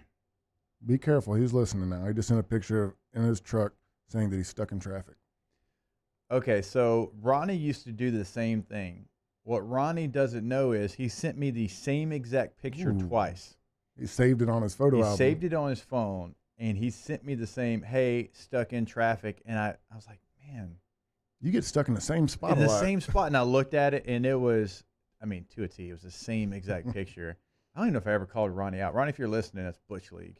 So we'll see. We'll see if he can get here. That's pretty creative. I mean, he could have at least changed, like, there's lighting changes on the picture. You can make it look a little darker. Sure. A little bit more it's confusing. Ronnie. I mean, come on. Jumbo's not putting that much effort into it. All right, I do want to talk NFL real quick. We've got a big matchup. We've got Saints Chiefs, one of the best in the NFC versus the best in the AFC. This game, gosh, if it could be attended in the Superdome and you could feel that place, it would be one of the atmospheres that we talk about, I think, for a long time. It would be at its peak Superdome, which is one of the best venues in all of football, not just the NFL. I'm sad, like a lot of people are, that that's not going to happen, but I still am looking forward to the product on the field. Drew Brees, big news. He's going to be ready to go in this game. What can we expect to see from Drew? I mean, yeah, he's probably going to be rusty, but if anybody can fall out of bed and do what he does, it's probably going to be Drew. I'm going to take a rusty Drew Brees over any other option that we have. I mean, Taysom is most special when Drew Brees is on the field. I think he's played well over the past couple of weeks, but when you get into a game like Philadelphia and you need to throw the ball down the field and be consistent with it, he's not the guy. He's a guy that's most electric with the ball in his hands. And I think he's most well broadcasted or shown his abilities when he's moved all over the place and you don't know where he's coming from. When you know where he's lined up every time and what he's going to do with the ball, it takes kind of the special away from it. I think that Drew Brees being back definitely gives them their biggest shot. But, man, it's hard to just the Chiefs are so good at what they do as far as moving the ball around. And now the Saints have the best defense they've had in years, it seems like. It's going to be a really good game. I'm excited Drew Brees is back. I think it makes it more of a challenging game. Now, I do think that when Drew comes back, one player that it impacts in a positive way is Alvin Kamara. Alvin Kamara, for whatever reason, with Taysom Hill, we have not seen the yards. He hasn't had as many catches. He has not been involved as much in the game because they're not defending the pass like the way they have to do it with Drew Brees. That's fair. And so, when you're defending the pass and there's that many options, Alvin Kamara has, a hesitant step. I mean, when guys have to take one step to look for a pass, and then everybody knows how quick Alvin Kamara is, that gives him a half-step advantage. I think with Taysom Hill, they were more worried about stopping the run as they should have been, and it kind of takes away from what Alvin Kamara can do. Now, Taysom Hill obviously goes back in his normal role, which obviously is something that we know what it looks like. He's still got to take care of the football, man. That is he fumbles more than anybody I've ever seen in my life, it seems like. I mean, I saw a stat, and I can't remember where I saw it, somewhere on Twitter, that percentage of, especially before he was the quarterback, the percentage of time he had the ball in his hand and the fumbles that came with it were skyrocketing more than anybody that's ever touched the ball that amount of times. The percentage drops definitely when he's a quarterback getting the ball in his hand every play. But, I mean, that's one thing that you would think, and, you never really hear a lot of people complain that much about it as far as, the coaches-wise, but But it scares me with the ball in his hand because it seems like he fumbles 1 to 2 times a game. Yeah, and as someone who's run the football a lot in his lifetime. Yeah. I mean, at BYU, he was a guy we can go back and we can pull some of their big victories against Texas. He ran for over 200 yards. I mean, he had over 20 carries. I mean, this is a guy that's done it really his entire career. So it is surprising to see the way that he's fumbling the football. And not just when he's sacked, from behind, fumble, is carrying the football as well. So we assume it's going to go back to what it was when Drew was healthy. Jameis now is your number 2 because of all the things Taysom does in the offense. I assume that's going to be implemented back into the offense. Michael Thomas, I know it's a little uncertain because he missed practice on Wednesday and Thursday, but he's kind of done that. That's kind of been the trend with that ankle injury that he's had. I would expect his production to go up with Drew's return as well. This game to me all comes down to, can you stop the Chiefs from scoring touchdowns? Can you hold them to field goals? They're going to get theirs. Travis Kelce is a tight end and leads the NFL in receiving. I think he is as dominant as anyone in the NFL outside of a quarterback, right? Because he's taken over what Gronk was 5 years ago. I think he's more athletic. Plus some because he's more athletic. Yeah, he might not be the blocker that Gronk is. No, that's the biggest thing. You lose on blocking with Kelce, but the upside on receiving, he's way more athletic. I think the big key to the game is getting to Mahomes with 4. I mean, because you're going to have to cover those guys because he's going to throw to all 5 options, and you're not going to get double teams. I mean, it doesn't matter if you double team one guy, there's another guy open with the amount of options they have on there. I think the biggest key to that game is getting your front 4 and whooping up on that offensive line. That it's struggled a little bit this year, and I think I saw earlier in the week they got Fisher might be out. Both tackles. Both tackles are out, and so to me, that is your biggest advantage in this game is getting after those. I get so nervous because I do think the Saints can get a rush after Mahomes, but, man, he's so good when he's uncomfortable. Yeah. He gets uncomfortable, he gets out of the pocket. I would rather him uncomfortable than sitting in the pocket and deciding all day. Can I just not have either? Is that possible? Can he just sit this one out? I don't think that's going to happen. Yeah, I don't think that one's going to happen either. The Chiefs have tried to make it a priority, though, to run the football. Mm-hmm. Clyde's work has gone up the last couple of weeks. I know he missed a game when he had an illness, but they've tried to, hey, we want to run the football. We want to be a little bit more physical. They haven't had the success because their offensive line is beat up because it is struggling. I don't think they do that in this game. The Saints' rush defense, outside of last week, I realize that, outside of last week, that they are so strong in the run defense. I don't think they have that game plan. I think you're going to see the Chiefs come out and sling it all over the place. Sammy Watkins, even though his production isn't what it used to be, he still affects what you have to do defensively because you still have to account for him. Now he's back. He's fully healthy. Like you mentioned, man, it's weapon after weapon, speed after speed, and I fully expect them to come out and have a game plan to throw it down the football. Well, think about stopping those options. You got Tyreek Hill, Sammy Watkins, which, Sammy has not done what he did early in his career, but I still think he's a top 10 number 2 option. I mean, when you're talking about the second guy, you're number 2 receiver. And then you got Travis Kelce, who is the best tight end in the NFL right now. And then you got Clyde, you got Kareem Hunt. They got so many weapons, and the running backs are also just as big a threat in the passing game. They're always outlets for Mahomes when you're talking about getting in uncomfortable situations. They just got so many weapons to go after. I think it starts with getting to Mahomes and getting to him fast, and tackling him the first time you get back there, not letting him get outside the pocket and scramble. That's the thing, man. He's so hard to get to the ground. You can get to him, but getting him on the ground without him making some magical throw is always something that you have to pay attention to. I do think this will be the best defense he's faced all year. I think it's going to be the best rush that he's faced all year. Who wins? God, the Superdome was at an 11. But you got to take that out. That would be so different because the Chiefs' offense would not be able to bark out the play calls. They would not be able to have all the moving parts that they have offensively. And the Chiefs just find a way. They find a way to win a game. Every time. Screw it. Let's go Saints. Saints? All right. I'm going to – I'll have a pick later. How about that? You have a pick later. Okay, then I'll wait for your pick. You don't get to do that. Okay, well, I think the Chiefs are going to win. I think it's probably 35-24. Unless, that Mahomes, they just get after. I think that's the biggest key to the game is you got to see in the first half how they affect Mahomes.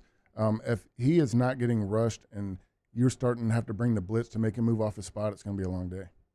Their last 5 games have been one-score games. I think that is actually a positive thing for the Chiefs. They've had to find a way, find a little grit. You know what I'm saying? They've been challenged. Flown by. They've been challenged, and they've answered the call. Exactly. Like that game last week, Miami makes a comeback, but they did enough to hold them off. They found a way to win that game, and that can build character going That's into scary a playoff. when you have a team that's that talented, a team coming off a Super Bowl win, and they have games where they're not at their best, and weaker teams are challenging them. Like you said, I think it builds character.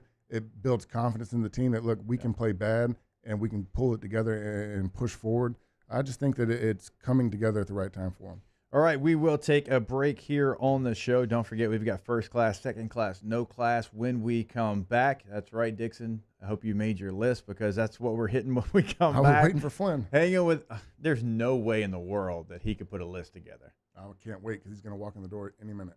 Hanging with Hester and Hanny, presented by Richard Honda. Hangin' with Hester and Hanny. All right, we are brought to you by Tiger Air. Of course, you can find them online at tiger-air.com. We always tell you about the Comfort Assurance Protection Plan. You can find it, again, online. You can also call them at 225-754-8687. What are you going to get with that Comfort Assurance Protection Plan? Discounts on parts and labor. Seasonal maintenance. That's right. It's time for that seasonal maintenance here in the fall. Increased equipment life. You're going to make sure your equipment is working at its peak performance. That's what you never have to worry about with that American Standard piece of equipment. Lower utility bills. Everyone likes saving money, right? Well, you can do that also with the emergency service and the priority service that you're going to get at a discounted rate. Something else you can count on is increased comfort. You're going to know that your equipment is working at its peak performance. You have peace of mind with Tiger-Air as part of this Comfort Assurance Protection Plan. Again, you can find them online at tiger-air.com. In times of need, get a full list of phone numbers, websites, and other important emergency information on the Demco Stormwatch page at 1045ESPN.com. The winner is the dog with antioxidant vitamin C. Given the choice, why wouldn't you choose the one with antioxidant vitamin C? Choose Vizzy Hard Seltzer. I've been doing business with Luba for 25 years. They're dependable, trustworthy. It's just the attention to detail with our clients. Our folks have years and years of experience. They're highly trained professionals, but many companies have that asset. What I'd like to think makes Luba a bit different is that we use those talents in a way that truly is dedicated to serving the needs of the folks who depend on us. This isn't just another day. It's so much more.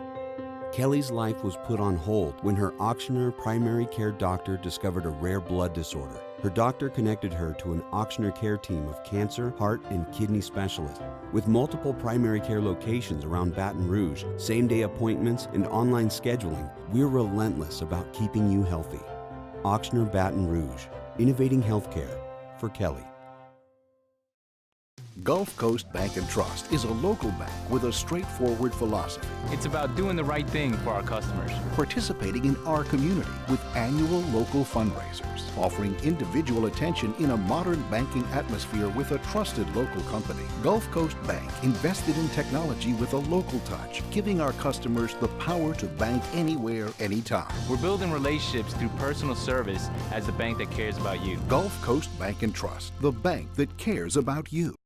Are you a licensed contractor? There's lots of good contractors in Louisiana doing work the right way, but unfortunately, too many unlicensed contractors are working outside the licensing requirements. Working as a contractor in Louisiana requires a license for the company doing the work. The Louisiana State Licensing Board for Contractors wants to help you get licensed to allow you to conduct work legally. It's not difficult to get the license. We can help you. Go to lacontractor.org for more information. Licensed contractors, it's the law. Gulf Coast Office Products is a nationally recognized Savin office equipment dealer based right here in Louisiana. Over 100 employees strong, Gulf Coast has the boots on the ground to support all vertical markets, from education, engineering, legal, and finance. With the latest in office technology, from desktop to production segment units, Gulf Coast and Savin have the perfect fit for you. Call 225-756-2644. That's 756-2644 for Gulf Coast Office Products. Is happening right now at Corval $500 off MSRP. Come on down to Happy Town for Toyotathon. That's Corval Toyota and Alpha. Coming up on Monday's Off the Bench, we recap LSU's season. Did they pass the final test? Plus, a full breakdown of Mahomes versus Brees, Saints, Chiefs cannot wait. And of course, we'll give you our weekend winners. Off the Bench, 104.5 ESPN.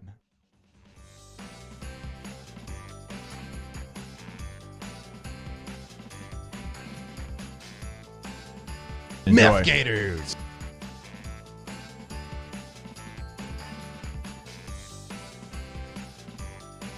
Hangin' with Hester and Hanny on 104.5 ESPN Baton Rouge and 1130 The Tiger. All right, welcome back in. Hanging with Hester and Hanny, presented by Richards Honda. The band is officially back together. Yeah. Matt Flynn, fashionably an hour and a half late. Well, really 30 minutes late because you said my radio starts at 1. I'll be there at 1. So 30 minutes, I'll take that. I think I did pretty good today. I got a lot going on. I've heard. First of all, how you doing? How's everyone doing? Doing great. Great. I see you're growing your lettuce out. You mean the beard? No, I was talking about your hair. The hair's pretty long, like too. the chest hair? Is that what you're saying? You know, back in the day when it was pre-YouTube days, you'd have had like the boys are back. You had the bump music coming Oh, out. I would have had, boy. oh my God, we're back again. But yeah, we get kicked off like YouTube if we do that, and there's like a money issue. And that's really why Matt doesn't show up anymore. Because he doesn't get to pick the bump music. He doesn't get to pick the bumper music. So last time I did the show, that was really like disheartening. I hated that part. Not going to lie. Like, can we do like mid-segment songs? Do you trade? Or just no? Do you trade the bump music to now that you can drink cold Coors Light on the set of the radio show? This is pretty cool. This is way better than when we didn't have beer. I mean, before we didn't have beer, we just had beer in cups that were not shown. But now it's Friday. It's like Cold Coors Light. I've actually got my it's Christmas, Blue it's Moonlight Friday. Sky. What do you want? Absolutely. You're still a vest guy, I see. Oh, big Still vest guy. a big vest like, guy. as soon as that temperature hit like 64, like once it, like below like 65, I'm all in on. You remember how I used to say I only had 2 vests? Mm-hmm. This dude's got a separate closet for vests. Oh, he can't have now. money. I mean, actually, I have. Let's see. I got 1, 2, 3. I got 4 vests. Okay. 4. You Steady rotation. And you go on flat bill with the My High hat. Yeah, you like that? Like that? Trying to be hip. I try to get it's these hats that you get. I can't remember the name, but they come up with this. They got this sticker on that's sewed in. It's the only part I don't like. I thought you were about to say like it's innovative. It does something special. No, you because drip My High from it and it hydrates your water or something. I don't know. Nah, I don't like people like because people think I just like leave my stickers on. You're a sticker hat kind of guy. No, but that's the only thing I don't like. You know, but how's it look? You like it? That looks pretty sharp. I liked him. The only problem is he shows up. You know, I've seen him, Matt, probably 3 times in the last 3 weeks, and he's got a different My High hat on every time. I'm like, man, I'd like to get one. He's like, I just ordered some for me. Yeah. Like, So how do you order 3. company hats for yourself?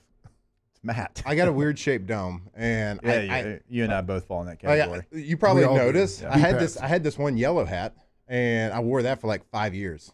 You did because like I don't find hats that fit me very well. So when I find one, I buy like 3 or 4 of them. So I had 3 or 4 yellow hats. Everyone just thought it was the same one. Sure. Yeah. Well, these Nike hats, the ones that LSU football has, well, they fit my big head perfectly. So all of my hats are this same model, just with different logos. They fit your head, but they kind of look like the shape of it on your head. Kind of looks like the it's old coach hat. It looks like the kid from the Sandlot's hat a little bit. The way it kind of. The bill's just not. But the bill's just not as long. But it kind of gloves your head like that. Well, I mean, what's an old coach? Nothing wrong with that kid. Smalls he's a forgotten character. Everybody talks about Benny the Jet Rodriguez. It's really he's the main character. Smalls is the big main character. He's of the the movie. announcer. Have you ever seen a hat like Smalls though? I've never seen a bill that's 2 foot long. I mean, that was pretty outrageous. No, you'd see that more in Mississippi than anywhere else. So no, if what you've you never see seen in it, Mississippi are nice camouflage Sitka hats right here. They fit really well. Very cozy. I've never seen a glove like his either, though. That plastic one. They couldn't catch anything with it. That's like the kid. That's the kid whose dad really wants him to get into baseball, but he doesn't want to invest a lot of money in a nice glove. He was so the goes to travel Walmart, ball gets the dad plastic before glove. travel ball. You know what I'm saying? Like he was really trying to push him to play travel ball, but in the 60s, that just wasn't a thing yet. And anytime you take a Babe Ruth signed baseball to go out and play, I mean, that's just bad business. Just wasn't very good. Baby Ruth. Who's the Colossal of Cloud? The baby deer? I missed this. Reindeer? Hey. See, now we got Cade. He's ready. He's Here, on the I'll ones show, and twos folks. Here, I'll there. show. So, Matthew Flynn, how much football have you been able to watch since you're slinging my high and too busy to come hang out with us? Great question. I've been watching a decent amount. He watches the games he bets on. Not all of it just for the pure love of the game. That was a gambling joke. That was a gambling joke. But yeah, I've been watching quite a bit. Like if you were specifically asking, have I been watching LSU so I could give any feedback today on radio? Yeah, really? a little bit. I just really want to know if you watched the last game. I was going to ask you about Max. So my wife and I, we were on vacation this past weekend. We went on vacation? skiing for the first time in my life. I've never been. Listen to this. I've never been either, obviously, for obvious reasons. I'm sure you haven't either, Richard. I've been once. When? I was like 11. Ooh, I can't believe your dad let you. Well, once I got to like 13, 14, 15, my dad took away skateboards, roller skates. I could never do it growing up. Then, of course, he's like, oh, yeah, you can't hurt your team. It's baseball season. You can't hurt your team. It's football season. Selfish. Basketball season, you can't hurt yourself. Selfish to go down those hills like that. It was in our contract where you could not do it. Was your dad one of those guys that during football or baseball, whatever sports season, he took away your rollerblades, your skateboard, your bike? Oh, so no, my dad was if you break your arm, you're just going to cast it up and play in the game. So smart. I can remember I made a C, and my mom wanted to punish me by not letting me play in the football game. And my dad said, no, because if you take him out, the team loses, and you're punishing the team. You're not punishing him. Got that as well. It's not about him. So one time, speaking of that, I was rollerblading. I can't remember how old I was. I think I was like in 17, in 18? Little League. I think we were like in minor 2 or minor 1 or something like that. And those are Little League terms. I was rollerblading, and my mom was harping on me. Wear your wrist guards. Wear your wrist guards. Wear your wrist guards. And I hated them. I would have made fun of you. You weren't cool. And so, of course, I wore them, and they weren't cool. I didn't look fast. But I got away from at a friend's house.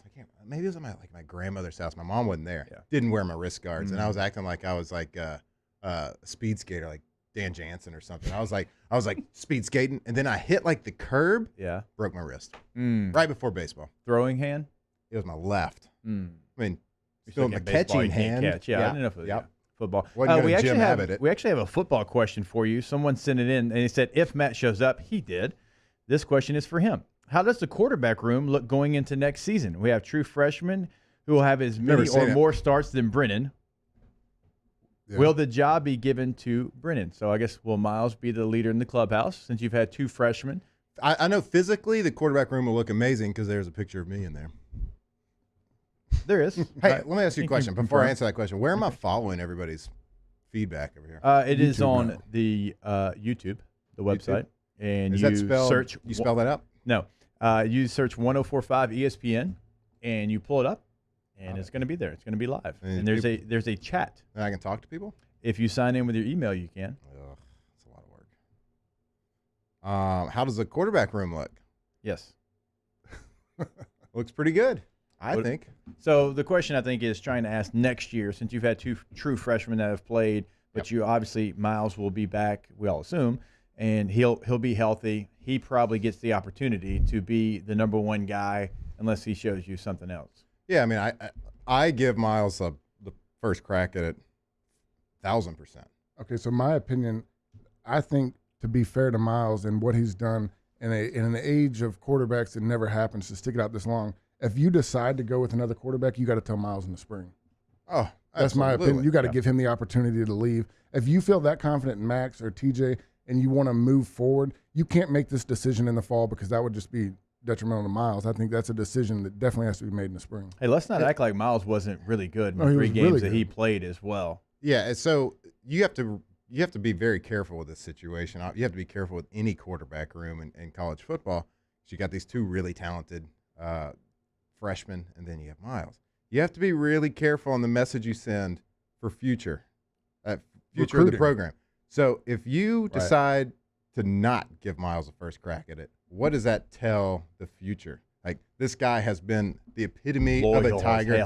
Loyal, stuck it out. The closest thing to Matt Flynn that we've had. Did everything he asked, played great, and he doesn't get the first crack. Like, that sets a really bad precedent, I think, for recruiting and going forward, just as the morality of your football team and your culture. So, like, he has to get it. Like, if he played bad, that's a whole different animal. Right. Or if he's not 100%, like, whatever it is. The freshmen, I've been blown away with their mentality they've been able to go into these games. I have. They're great. The quarterback room is uber healthy right now. But you do have to be careful because, okay, well, what if somebody gets disgruntled? Okay, I didn't get a shot at this. They gave it to Miles, and I'm going to try. It's just you have to be so careful, which is I'm just so glad I'm not a college coach because I would be so frustrated with how careful you have to be and delicate. In that room more than any room. Yeah, and it's probably going to be one of the situations where, publicly they'll say all the right things, but, I think you absolutely have to give that first crack at and the decision, a lot of people talk about letting the quarterback decision go into camp. I think this is a situation where you can't allow that to happen, especially with Miles being in, where he is in his career. He showed loyalty. You have to show loyalty. This is like don't break up with someone over text. Like you can just tell them, right? There's a right way to do it and a wrong way to do it if things happen, and you got to tell them. But if you let this go into like training camp next year and then you make a move, that's Bush. Well, I think he should be your starter. Let's call that already. I think he should be your starter going into next year. And if you come out and say, no, he is our starter. Now, we're very fortunate to have backups who have experience now. These two guys now have started games in the SEC. That's so valuable, having young quarterbacks that have done that. But it also allows Miles to continue to be a leader. It allows him to continue for the team to grow around him because they know this is our guy. And, you might know more than me and Matt would know. But I would hope that he's continued to be a leader in the locker room while he's been injured. Because to me, this is a big stepping stone in his career as far as his mindset going forward. If he's a guy that's in the meeting rooms that guys are still looking up to, that he's still coaching younger guys, that he can build a lot on his leadership. I mean, of course, he hasn't had that opportunity with Joe Burrow in the past couple of years, but he has a lot to grow from this year being a leader with not being able to play. All right, Matt, so you've been a part of a quarterback competition with Marcus Randall, with Jamarcus. And then every year of my life. Yeah, and then, Pierre-Lou came in. That wasn't like a real competition, but Pierre-Lou was number one quarterback in the country. You and Jamarcus were already established, but you had really good quarterback depth. Like you had a healthy room. And so I always feel like it brings out the best in someone. And I know it's not something you ever ran from. I mean, competition, of course, brings out the best. But I've been Did you say every year of your life? Yeah, every year of my life. If you think about it. In high school, too. I mean, all right, high school, middle school, college, certainly the pros, for sure. I love butting heads with people. Is your senior year at I LSU? never got a position handed to me, which sucks because it's real stressful. Your senior year at LSU, was that the closest you had to going you knew you were the starter? Yeah, but that was, at least in my mind, still pretty dicey. We felt pretty confident. In my brain, very confident. Well, that's how every But guy Miles should be. would never say it. I can't remember when he actually announced it, but he would never say it. Like through spring, nothing. He wouldn't say it. Jerk. He wanted you to get better. Take a lap. Make it a long lap. Big one. You just want him to get better. But yes, competition, of course, brings the best out of us. But I've been very outspoken on this show, certainly about a year ago when you showed up. You have to, it's at least a year. Might be another year after that. To the day.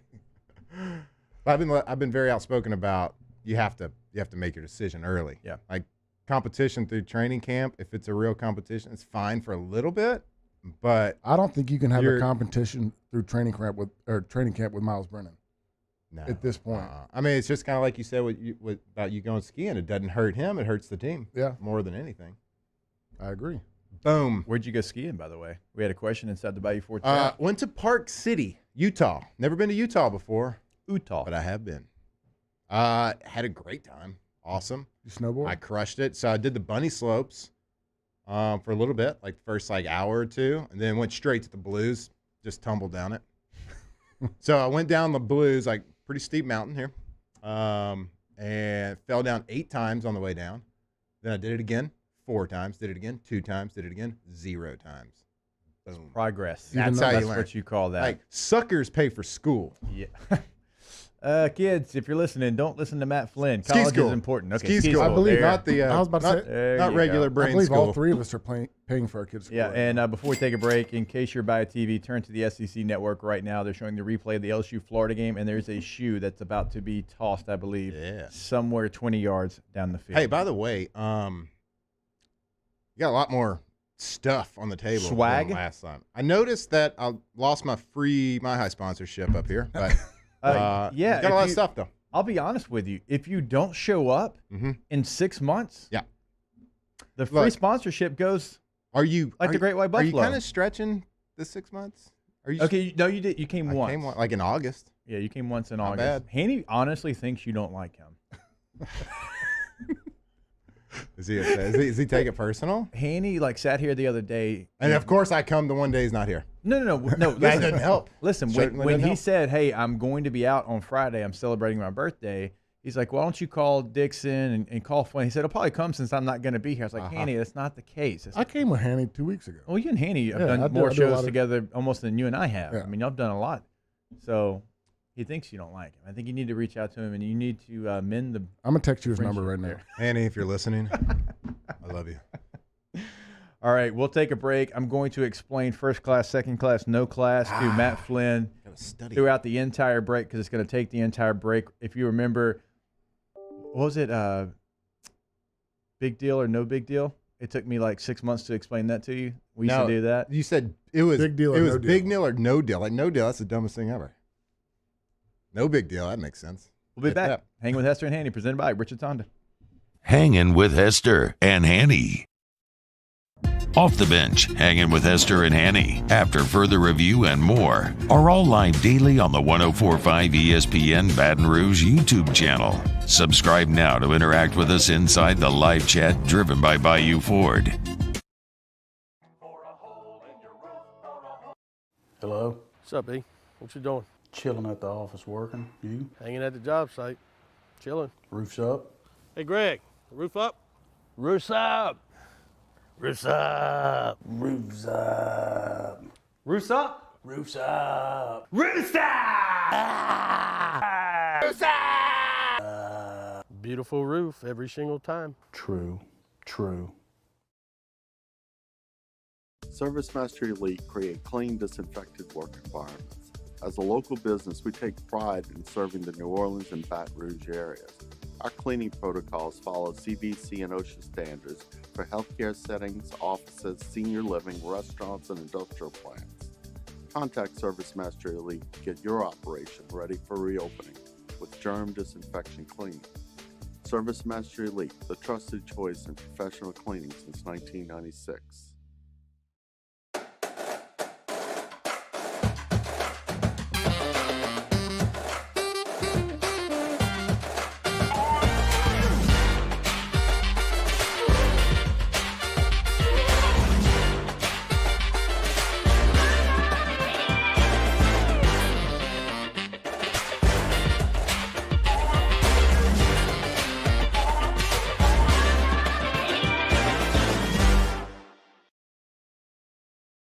To all of our heroes working on the front lines of this COVID-19 pandemic, your bravery and selflessness represent the very best of us, and we want to say thank you.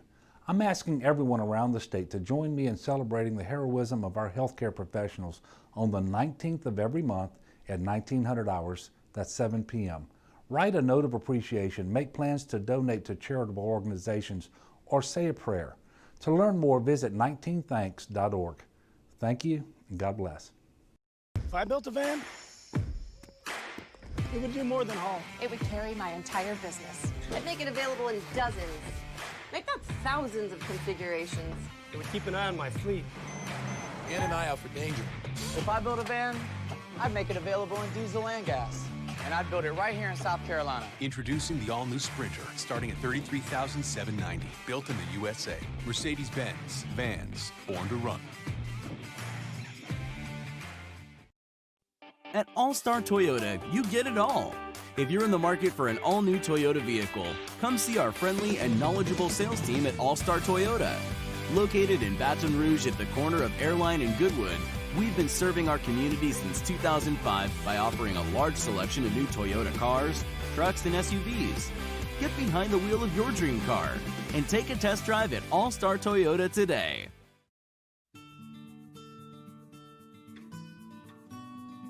This is a house call. This is a follow-up appointment. This is a diabetes checkup. This isn't just more convenient care, it's more advanced care. This is innovating healthcare at Louisiana's #1 hospital, Ochsner. Gulf Coast Bank and Trust is a local bank with a straightforward philosophy. It's about doing the right thing for our customers. Participating in our community with annual local fundraisers. Offering individual attention in a modern banking atmosphere with a trusted local company. Gulf Coast Bank invested in technology with a local touch, giving our customers the power to bank anywhere, anytime. We're building relationships through personal service as the bank that cares about you. Gulf Coast Bank and Trust, the bank that cares about you. The Prep football playoffs continue with the non-select semifinals. We get things started tonight with Louisiana Prep preview at 6 and wrap things up with a full 2 hours of the Louisiana Prep scoreboard at 10 on YouTube, CST, and 104.5 ESPN Baton Rouge.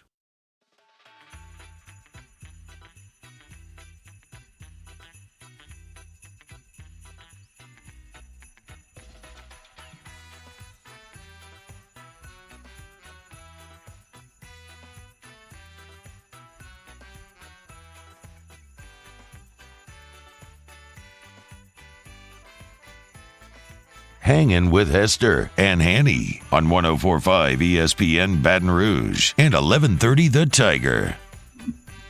All right, welcome back in. Hanging with Hester and Annie, presented by Richards Honda. Is there a trap version of this? You know what? I didn't even think about that. That's actually something maybe we actually could play. Like a trap Christmas song? Because there's a really, we've always played the trap Christmas. Yeah. Right. Can we do that? Saying, like, it's on YouTube. Even if you can find like a trap version of some Christmas music that's non-lyrical and you can play it and it's free for everyone Is to non-lyrical the thing? I don't know. It just Sounded good. Sounded good, didn't it? Sounded smart. But is that like the rules? Can't have lyrics? Well, it's not really lyrics. I think it's what is free for us to play. Like at one point, If I can find it on YouTube, can I do it? What is? Yeah, you can get anything. What is free music? Yeah, like there's some beds, and Cade, maybe you can. Explain I this a can little get bit some better. get you free downloads. It's about the music licensing. So Yep. like, we have a website we use for production at the station, and we're licensed to use the music in commercials, on YouTube videos, on the station. So it's kind of where our hands are tied at the moment.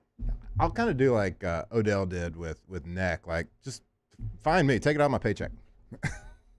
You remember, you actually still do get paid because you do spots here. I imagine You said the like fine- Odell, so that's what Cade's doing. He's playing neck. I imagine the fines more than he gets paid. Oh yeah. Oh, I bet. Zero. It's not really even a fine. It's they'll just pull our broadcast. Which Yeah, hurts in that's an sponsorship and although I mean, that's big So money. I can't just look at something in YouTube. all right, hey, Cade, we'll explain this Okay, to him got during it. the break. You know, it's a big thing it's a big deal to me. You should create a website of Okay. music that you can play that is not Paul, I'm licensed. losing control again. Yeah, I like if- remember can this. I get a feeling. list? Can I get a list? remember it now. Seriously, See- can I get a list? A website? Now, songs? see, now you've talked so long that we'll have to push first class, second class, no class again. It's probably his plan. Another segment. That's good though. You keep like you give nuggets to the people listening. It's called a tease. Yeah, we're teasing them. I call them nuggets. You realize you have to give picks as well. You remember that from Football Friday? You did Football Friday for 2 years. He's about to text his guy. Matt's not even making his own picks right now. He's got guys making his picks for him. I decided that like my picks when I didn't bet like on the show were usually pretty good, Yeah. but the ones I actually bet weren't as good as that. So so yeah, that's where I'm at. I still think the show with beer is better than no beer. I Great mean, I show. think that's an obvious statement. Thanks to our sponsor here, Cold Coors Light. We've got the Coors Blue Light. Moon, a light sky. Don't forget about that one as well. What do you think the best Coors Light sports moment has been? Sports moment? I only bring up that question because I can only think of one. The Brock Lesnar after his fight. You remember that? I do remember I'm gonna go that. home and drink me a Yeah. Coors Light. I don't know if I can say the other name because No, we don't want to say the other names. Yeah. another company, stupid beer, won't pay me. Yeah. I'm gonna go drink Coors Light. I bet you, I'd be willing to bet Phillip Rivers has a soundbite of him saying, I'm going to go home and drink some Cold Coors Lights. I guarantee it. That's my wife's. I mean, favorite how beer. do they make the mountains change blue? Because it's cold. Because it's freezing in this studio. I know. You can't tell That's what because I'm you got a saying. vest on. Well, what kind of technology is that? Unbelievable. Only on Coors. You're great. By the way, since you run this segment, have you ever seen That's fog? what I do best. Have you ever seen fog like that? I mean, I have. Chris Doring said, he's lived in Gainesville his whole life, went to PK Young, which is like their U High, obviously went to Florida, lives in Gainesville now. He's like, I flipped Did you here say basically. Peking? PK Like the Young duck? is the name of their UHI, the laboratory school on Florida's campus. And he's like, I've never seen fog like that. I could in share Gainesville. you, and I can show you from my phone. Okay, yeah, but you were out there. You were trying to find, some ducks to kill. It was bad. Now, a good point was made. Florida's never played a game in December the 12th in Gainesville. It might be like that every year. But if you go back and look at in watching the game live, how they dropped to the on-field camera, you could see everything on the field. The fog was kind of lifted high, and it looks really bad from the camera angles coming from the top of the stadium. But when they drop down to that field level, they could see a little bit better. I don't know. I played my career in the pros, like in the city that has the same weather every single day. So since you played in Lambeau, we got anything? Although you did bring the rain to San Diego. I think the argument can be made that we don't make that field goal if the fog's not there. Please explain. Yeah. You've got a minute. Go ahead. If one of your senses is taken away, like eyesight, it means you hear better. You could potentially hear better. Maybe if you can't see, you kick better. What does hearing better have to do with making a 57-yard field goal? I was making a point that if you can't see other senses, go to your foot. But what sense would take over for you to make a 50? Kicking. Leg strength. Accuracy. The feel of the ball. Mm-hmm. All right. Prove me wrong. You can't prove me wrong. On that note, we'll take a break. Still to come in hour number 3. First class, second class, no class, as well as our picks. A little hanging with FLESTER here, presented by Richards Honda. Hangin' with Hester and Hanny. Gulf Coast Office Products is a nationally recognized Savin office equipment dealer based right here in Louisiana. Over 100 employees strong, Gulf Coast has the boots on the ground to support all vertical markets, from education, engineering, legal, and finance. With the latest in office technology, from desktop to production segment units, Gulf Coast and Savin have the perfect fit for you. Call 225-756-2644. That's 756-2644 for Gulf Coast Office Products. T-Bob Hebert here with breaking news. Front to Back Boat Services is the shop to upgrade your boat tech this fall. With not one but 2 NMEA certified techs, who better to install your Panoptic sonar, your HD displays. You want to see the fish under the water before you even cast? They have that. Trolling motor you could control with your iPhone? They have that. So what are you waiting for? Get into Front to Back Boat Services right now. Upgrade your boat tech. Make your boating dreams come true. Front to Back Boat Services. During these challenging times, we know your healthcare needs don't stop. Cancer, accidents, injuries, and heart disease are relentless. So we are relentlessly innovating to keep you safe, both virtually and in person, connecting you with providers remotely, advancing clinical spaces, providing rapid and accurate testing, social distancing, and certified cleaning protocols. We are Auctioner, and we will not slow down. Auctioner Health, innovating healthcare. You may not know about the 4Kids Foundation, but you've probably heard of the Zurich Classic. And the Zurich Classic exists because of 4 kids. But it's what happens after the tournament that really counts. 100% of the proceeds are donated by the 4Kids Foundation to hundreds of local charities, totaling more than $40 million, all to help local children and families in need. 4Kids helps kids through golf, because every child deserves a shot at a brighter future. I've been doing business with Luba for 25 years. They're dependable, trustworthy. It's just the attention to detail with our clients. Our folks have years and years of experience. They're highly trained professionals, but many companies have that asset. What I'd like to think makes Luba a bit different is that we use those talents in a way that truly is dedicated to serving the needs of the folks who depend on us. Gulf Coast Bank and Trust is a local bank with a straightforward philosophy. It's about doing the right thing for our customers. Participating in our community with annual local fundraisers. Offering individual attention in a modern banking atmosphere with a trusted local company. Gulf Coast Bank invested in technology with a local touch, giving our customers the power to bank anywhere, anytime. We're building relationships through personal service as the bank that cares about you. Gulf Coast Bank and Trust, the bank that cares about you. Are you a licensed contractor? There's lots of good contractors in Louisiana doing work the right way, but unfortunately, too many unlicensed contractors are working outside the licensing requirements. Working as a contractor in Louisiana requires a license for the company doing the work. The Louisiana State Licensing Board for Contractors wants to help you get licensed to allow you to conduct work legally. It's not difficult to get the license. We can help you. Go to lacontractor.org for more information. Licensed contractors, it's the law. ServiceMaster Elite create clean, disinfected work environments. As a local business, we take pride in serving the New Orleans and Baton Rouge areas. Our cleaning protocols follow CDC and OSHA standards for healthcare settings, offices, senior living, restaurants, and industrial plants. Contact ServiceMaster Elite to get your operation ready for reopening with germ disinfection cleaning. ServiceMaster Elite, the trusted choice in professional cleaning since 1996.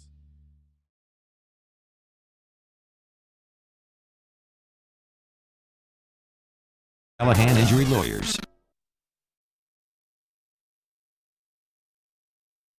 I'm Christine Lisi, developing story. The Saints will have quarterback Drew Brees on the field just in time for Sunday's game against the Chiefs. ESPN's Adam Schefter reporting the Saints believe Brees is fully healthy. Doctors have cleared him to play, and he'll start Sunday. Brees has missed the last 4 games with broken ribs and a punctured lung.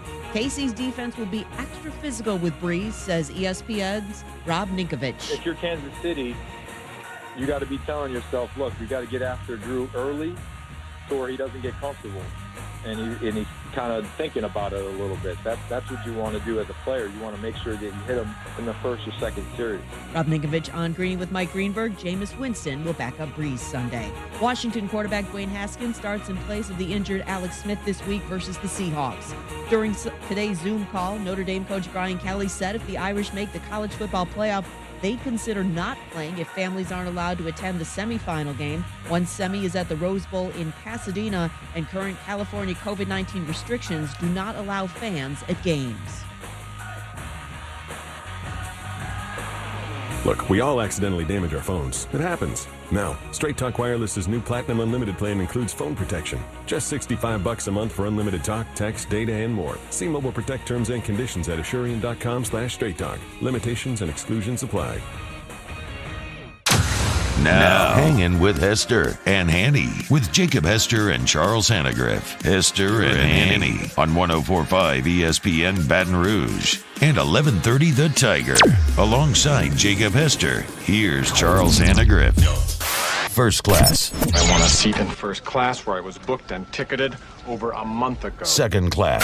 That no man should be subjected to the indignity of being labeled or treated like a second-class citizen. And no class. My life had become like school on Sunday. No class. I'll tell you what then. Why don't you call me sometime when you have no class? It's showtime. All right, first class, second class, no class, brought to you by Relief Telemed, your doctor's office delivered. I tell you, every single Tuesday and Friday, what they did for me and our business up in North Louisiana, we had no missed days, so that means no missed revenue. They do it for LSU and LSU Alexandria, of course, the Santa Ana School District as well. If you want to find out more information to help out your business or your team, go to the website relieftelemed.com. Relief Telemed, again, your doctor's office delivered. All right, I'll start this thing off. I'll go my first class because I still see some keyboards being crunched over there. It's crunch time. I'm going to go with Florida's Keontae Johnson, the basketball player who over the weekend, it was a scary situation. He was in the hospital, collapsed there, and look, a lot of people feared the worst. Yeah. And he was in a medically induced coma as he got transferred back to Gainesville from Tallahassee. We got an update from Scott Strickland, the athletic director, just yesterday, and he said that he's began to breathe on his own, and he's also been speaking with his family and the doctors. And also Florida has postponed its next 3 men's basketball games as Keontae Johnson remains at University of Florida Health Center for test and evaluation. I think that's a good move by Florida. That's a scary, scary situation, and anytime a teammate goes down like that, really the last thing on your mind is basketball and being on the court. It's about our teammate. Is he healthy? Is he going to be okay? You know, what is really important is his health. There's no question, especially in a team sport like that when it happens in basketball, everybody's right there. You realize what's important and the game's not that important at that time. It's really just the health and safety of the players that you're playing with. I think that was a good first class, and it kind of makes me feel guilty because mine wasn't as serious. But my first class is the Cold Coors Light. Yeah. Providing us with beverages for the segment, and without Cold Coors Light, we would have not had Matt Flynn come in today. Very fair. What is better than first class? Because that is it. So this is my first ever. I didn't know I was doing this. Didn't until a few minutes ago when I came in. So I got 2 first class. I couldn't decide. I got 2 first class. My first one's my wife. It's her birthday tomorrow. So see, you're a smart man. Boom, best damn wife and mother ever. Smart man. First class to her, and my other first class goes to Deion Sanders. Okay. Yeah. First of all, works at Barstool. That's pretty cool. Second of all, hauled in the number 2 JUCO recruit in the entire country. Stolen from Georgia. How about that? Yeah, there's a lot of places. And he got some other guys that were pretty. He's got a commitment for next year. That's the number 35 player in the state of Texas. His son had offers from Alabama, Florida, LSU. Yep. I mean, and then to get him to go to Jackson State, I mean, that's pretty tough. I can't imagine as a father, and I'm not anything against Jackson State, but you're turning down Power 5 SEC schools to go play at a historically black college that, they produce NFL players. But, I mean, my goal was never to go play at a lower school, to go play high, but go sit with your dad. Yeah, Deion's living a good life right now. Goes to doing the funny radio to coaching and recruiting. I mean, what do you They sit one spot ahead of Southern Miss, a school you're very familiar with, ahead of Tulsa, who's playing in the American Athletic Conference Championship game this weekend against Cincinnati. I mean, I'll be eyeballing Jackson State's lines in the next couple of years. Okay. Bring it back to gambling. There you go. All right, first class to Deion Sanders from Matt Flynn there. All right, my second class, good with a chance to be great, is college basketball. I know that they have a hurdle to be great because of all the scheduling woes that they're facing right now. I mean, there's games that are canceled, postponed. Thank you, Coors Light, that are getting postponed all over the place. But I do love the fact that some of your bigger teams are trying everything they can to schedule games. Like Virginia had to shut down their basketball program for a bit, and they come back, and who did they schedule? The number 1 team in the country, Gonzaga. Yeah. And so they're not really trying to run. They're trying to get every game they can to play the best of the best. Gonzaga's playing a game against Iowa, the number 3 team in the country. LSU's dealing with some stuff, so they're trying to find ways to schedule games. It's very, very difficult in college basketball this year, and we've known for a long time this was going to be the sport that was the most difficult because playing indoors, because you have small numbers already. So if you have one positive, it's basically the whole team. Yeah. But they're trying. They're trying every possible thing they can do to get a basketball season played because they realize how big financially March Madness is to the bottom line. No, that's a good one. I'm going to go with second class is Coach Edo, recruiting back his current players. I think that's the biggest thing. Everybody's talking about signing day we had this week. I think moving forward, the biggest difference between LSU being an 8, 9, 10-win team next year and having a very bad season is being able to recruit these players back, especially on the offensive line, where the one thing COVID has given you is a extra year of eligibility, and it's going to be key to what LSU does going forward. Isn't that crazy? Like when you recruit somebody, you got to keep recruiting them when they're there. Like coaches back in the day, they were real nice to you. Then when you got on campus, they were just real mean. They called it de-recruitment phase. Exactly. It was like, whoa, first day of working out. I'm like, oh, you're nobody. You're not the same. Not the same guy that you sat in my whispered living sweet nothings in my living room. Now you just whispered a string of curse words that I've never heard put together before. Made sense, but it didn't make sense. I remember the first time Jimbo was talking about a foo bar, and at that point, I had no idea what a foo bar was. And then we explained it to him, and I'm like, I don't remember you talking like that when you were coming to Evangel. Okay, cool. All right. Yeah, when you're sitting in my living room. Yeah. Well, he didn't come to the living room. He came to he came. He was supposed to. Well, you don't spend more time in Shreveport than you have to. Yeah, I knew that was coming. You're in and out. Yeah. Go back to Texas, you cowboy. Is it my turn yet? Second class? Yeah, go ahead. There we go. My second class goes to Floyd Mayweather. Thank you for stepping up and agreeing to fight Logan Paul. Beat his brakes off. You just gave. There we go. Which he can if you want. Like he'll toy with him he's, as long as he super wants. Tiny compared Do to you him. remember But the show? Do you remember remember the show Shaq versus when Shaq was going around doing different things, different sports? Well, he sparred with Oscar De La Hoya. Oscar De La Hoya, I mean, is a little bitty guy. I mean, he's tiny. Yep. And now Shaq was taking his punches. Now Shaq felt him. He was taking his punches. But the thing that stood out to me, Shaq was hitting him, and it didn't phase Oscar. Now they had headgears on, but still, like, those guys are built different. Just because you outweigh a guy, like, that's always a conversation in an NFL locker room, because you see Pacquiao or Ricky Hatton and Floyd and all these guys. Oh man, I'm 260 pounds. I would whip his tail. He's 140 pounds soaking wet. I'm like, dude, he would hit you 7 times before you picked up your hands. Yeah. And if you're looking to see that fight, just be careful when you Google Oscar De La Hoya. Well, oh no, why? Give it a shot. Okay, I'll do it. You want to give yours? You want to go no class in front of me, because I'm trying to Google now. I can go ahead and say that. Google like his name, then like. I'll just give it no class to Ole Miss. I hate Ole Miss. Ole Miss has never been a program that I've been fond of. I've never really enjoyed them. I can't think of anything, and I ran out of time, so I'm gonna go with no class Ole Miss. Sweet. I got two no classes, and I keep taking 2 in all these. Michigan, University of Michigan, for not firing Harbaugh yet. No class. My second one is Tom Cruise. Like, what are we doing, dude? Like, what did he do lately?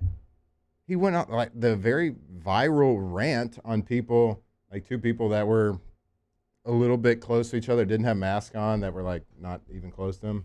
He started screaming at everybody, saying he's gonna fire them all. Or you saw this? I did. I'm not the only person. Like, Richard's the only person, I guess, that doesn't like have live television or internet service. He was yelling at them for possibly getting the movie shut down, and it started off very respectful, but by the end of it, F-bombs. He was getting after him pretty good.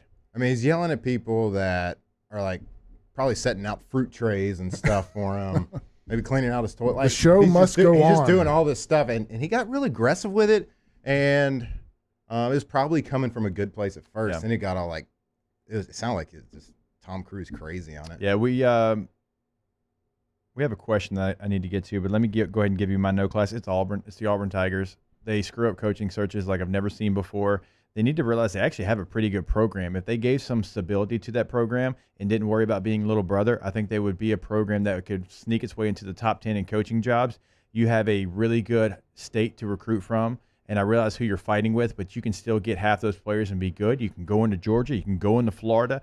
You have a big brand. You need to start acting like a big brand. Don't act like you are this little brother. Like, even if you are, you've got to have a different mentality. Like, don't screw this coaching search up. Don't just go hire from within. You know how bad that looks if you hire from within right now, paying someone else $20+ million. I saw a guy T-Bob tweet this morning. I feel like Auburn's going to hire Will Muschamp. Right? Yeah, I love Will. Do you think they make a run at Lane Kiffin? That's been a rumor out there. I think it'd be interesting just because they stole Tuberville from Ole Miss. If they go back and turn around and try to get Kiffin. Look, I've heard a couple of different names. I mean, even a name like Eli Drinkwitz, because he's been there before. He was on that staff, but he was with Gus. What are the big names out there outside of Napier? Because I feel like this is it might have something to do with COVID and the way everything's just different this year.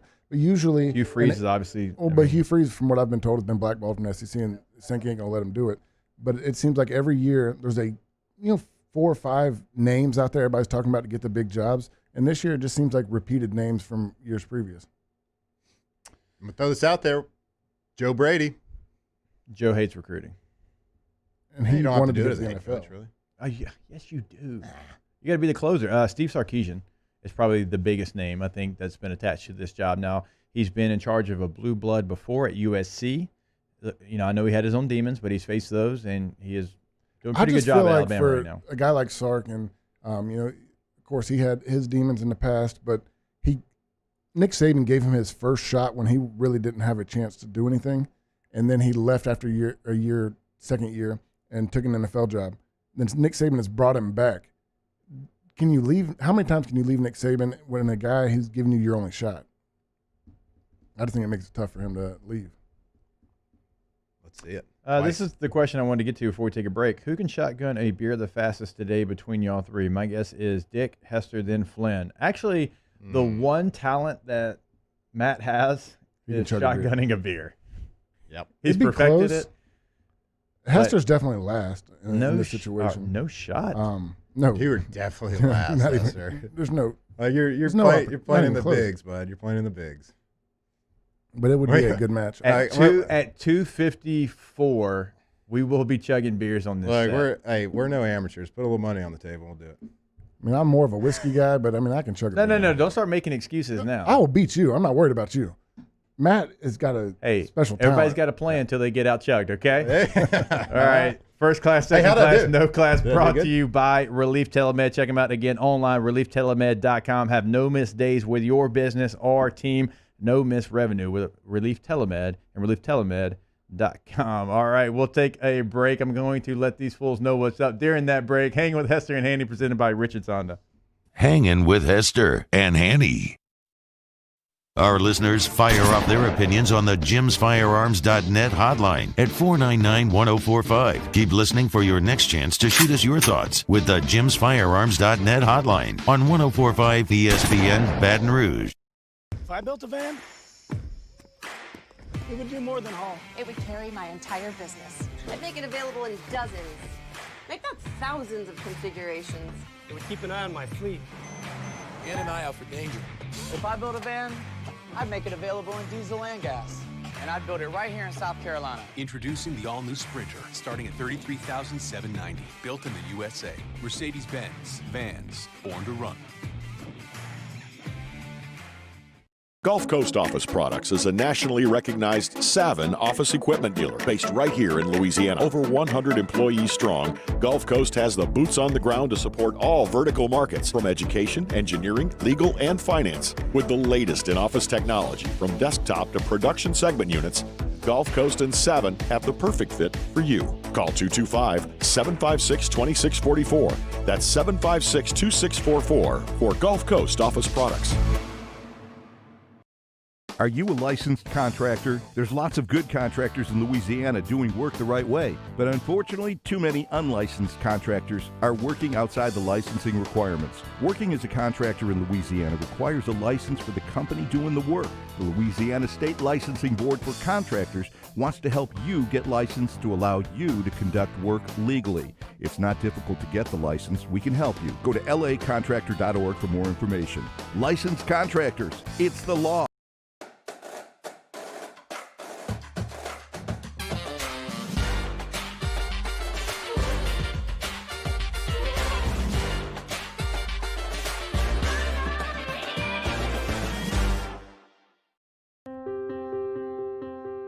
This isn't just another day. It's so much more. Kelly's life was put on hold when her auctioneer primary care doctor discovered a rare blood disorder. Her doctor connected her to an auctioneer care team of cancer, heart, and kidney specialists. With multiple primary care locations around Baton Rouge, same-day appointments, and online scheduling, we're relentless about keeping you healthy. Auctioneer Baton Rouge, innovating healthcare for Kelly. At All-Star Toyota, you get it all. If you're in the market for an all-new Toyota vehicle, come see our friendly and knowledgeable sales team at All-Star Toyota. Located in Baton Rouge at the corner of Airline and Goodwood, we've been serving our community since 2005 by offering a large selection of new Toyota cars, trucks, and SUVs. Get behind the wheel of your dream car and take a test drive at All-Star Toyota today. To all of our heroes working on the front lines of this COVID-19 pandemic, your bravery and selflessness represent the very best of us, and we want to say thank you. I'm asking everyone around the state to join me in celebrating the heroism of our healthcare professionals on the 19th of every month at 1900 hours, that's 7 p.m. Write a note of appreciation, make plans to donate to charitable organizations, or say a prayer. To learn more, visit 19thanks.org. Thank you, and God bless.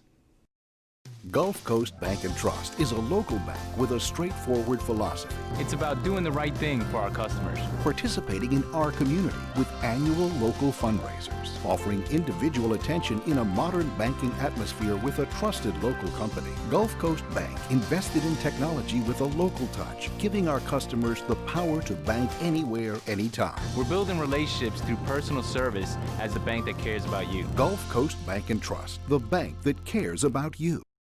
$14,000 off MSRP on a new 2020 Ford Expedition XLT. All new Bayou Ford vehicles come with a 1 million mile powertrain warranty, and with Bayou to You, free delivery right to your door. The crew at Bayou Ford is going to do right by you. Hey, it's Matt Moscona inviting you to join us for a Football Friday edition of AFR presented by Don Juan Cigar Bar. Musso's in the big chair. Terrio rides shotgun. Phil Steele, the tailgate segment. It's all on Friday, 3 to 6. 104.5 ESPN Baton Rouge.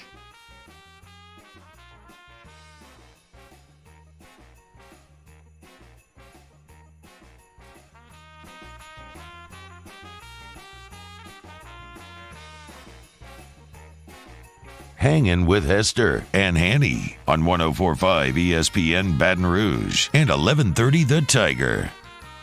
Back with a slapper here on Hangin' with Hester and Hanny, presented by Richards Honda. We've added. Sounded like the party scene from like Austin Powers right there at the beginning. Kate's handcuffed. It's not Kate's fault. He's handcuffed back there. I know Kate would bring the heat. This is his burnt CD he brought in. No, Kate's LimeWire was much better than this. Yeah, I was going to say it was direct from my Napster account. Absolutely. Hey, we played this game before. Right. What was the first song you ever illegally downloaded? I could not. Lose Yourself, Eminem. Hey. That voice you heard, by the way, is Playboy Marty. We've got a quartet up here. It's probably a Fatboy Slim song. Okay. Okay. What was your? Mine was Disarm. I have no clue. Mine was probably like not Dat Arm. Mine was probably like Jagged Edge, like something. Like I was really into. I think the more fun. I think the more fun question is what software you use to download it. Mine was Kazaa. Kazaa, remember that? That was after Napster. It was LimeWire. It was Kazaa or Shazam. Wasn't it Shazam? That was Napster was the first Shazam, and then Kazaa was after Shazam. Probably was that the only redneck that used LimeWire? No, I used LimeWire like in high school. That was more of a high school. I did Napster first, like right at the that beginning. was the first and that was like Disarm by the Smashing Pumpkins. And Smashing Pumpkins was a good one. I would probably say that the first song, I can't tell you which song it was, but I guarantee it was interrupted because my dad needed to get on the phone and he unhooked the internet to go get on the phone. He had to make a phone call. Would tick me off more than if you were online chatting in the AIM chat and someone picked up the phone. And my older brother did it on purpose multiple times. Kick you off. I thought when we were really cool. Talking to a babe. Well, yeah, I've been like with Katie since I was like 12. So I mean, who else were we talking to? Probably 12. You might have been like freshly talking to her. I knew we had made it when my dad was like, you know what? I'm tired of this. I'm getting a second line for the house just for the internet. Yeah, we had a second line as well. Paul, song? First illegal download? Mine was probably something like Usher. Okay. This is the biggest Usher Raymond fan you've ever met, which I can appreciate. I was a big R&B guy. Because like you got it bad, like. I feel like most people Usher and Mario were my guys. They remember their first. Most people, right? I specifically. All right, Hunt. Yeah, I mean, Third Eye Blind. Rock music back in the day, man. Do not ever say Third Eye Blind is rock music. Oh, soft rock. Yeah, soft rock. I think it counts. KVKI up in Shreveport. Yeah, I played Semi-Charmed Life on Barstool Radio the other day, so much respect right there. Glad to have our guy Playboy Marty back in the building, doing big things now. Him and Mincy, of course, part of Barstool up there in NYC. So how has it been? It's been really great, honestly. Like all of my experiences here at 104.5 ESPN really prepared me for that, and we're just going in and doing kind of the same thing we were doing here, and it's really been great. I'm thrilled to be back. This is quite a group of world-class athletes up here that I'm just glad to be a part of. And Dickson's probably the best athlete of us. Yeah, thanks for throwing the old guys a nice line there. But love the fact that it is LSU Ole Miss, so with you and Mincy coming back, what a perfect week to come back. It really has been perfect. And for it to be Saints Chiefs, too, I mean, like that's Mincy's voice brother, and he's a big Saints fan. So it really, to end the year this way, really has turned out perfectly. It was a pretty easy sell for y'all to sell. I'm like, we got to go back to Baton Rouge. Yeah, it was funny when we brought it up because the Barstool offices, they don't close until next Tuesday. So, yeah, it wasn't that hard to convince them, like, we need All right, you need to tell my guy PFT that it better not, the Low Man Award for the nation's best fullback better not die just because of COVID.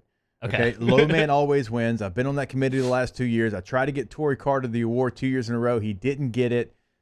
I'm trying to get Ben Mason, the fullback from Michigan, the award this year since Torrey's had to miss some games.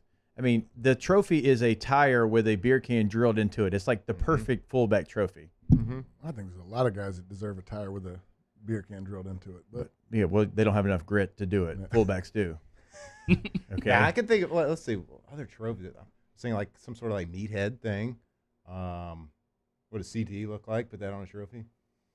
What about like the? That's a good point. What about like the old school foam neck roll? That would be great for that trophy. like with the laces. You used to tie it into your pads. Yeah, cowboy Did y'all collar. have that? Maybe I've never worn a neck roll. I used to wear that. Yeah. Cowboy collar or neck roll.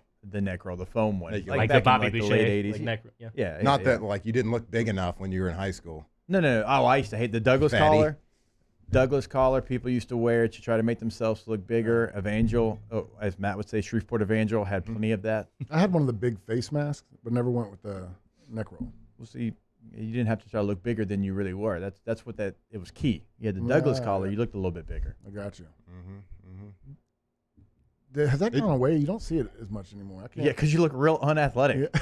Look at the can't- cat for the Cowboys. Yeah, it's not a fast accessory. That is, like, Not yet. that is a run stopper middle linebacker. No one creates a character on Madden and puts a Douglas collar on them. Unless they're trolling and making a fake character. Yes. Nobody is doing that, okay?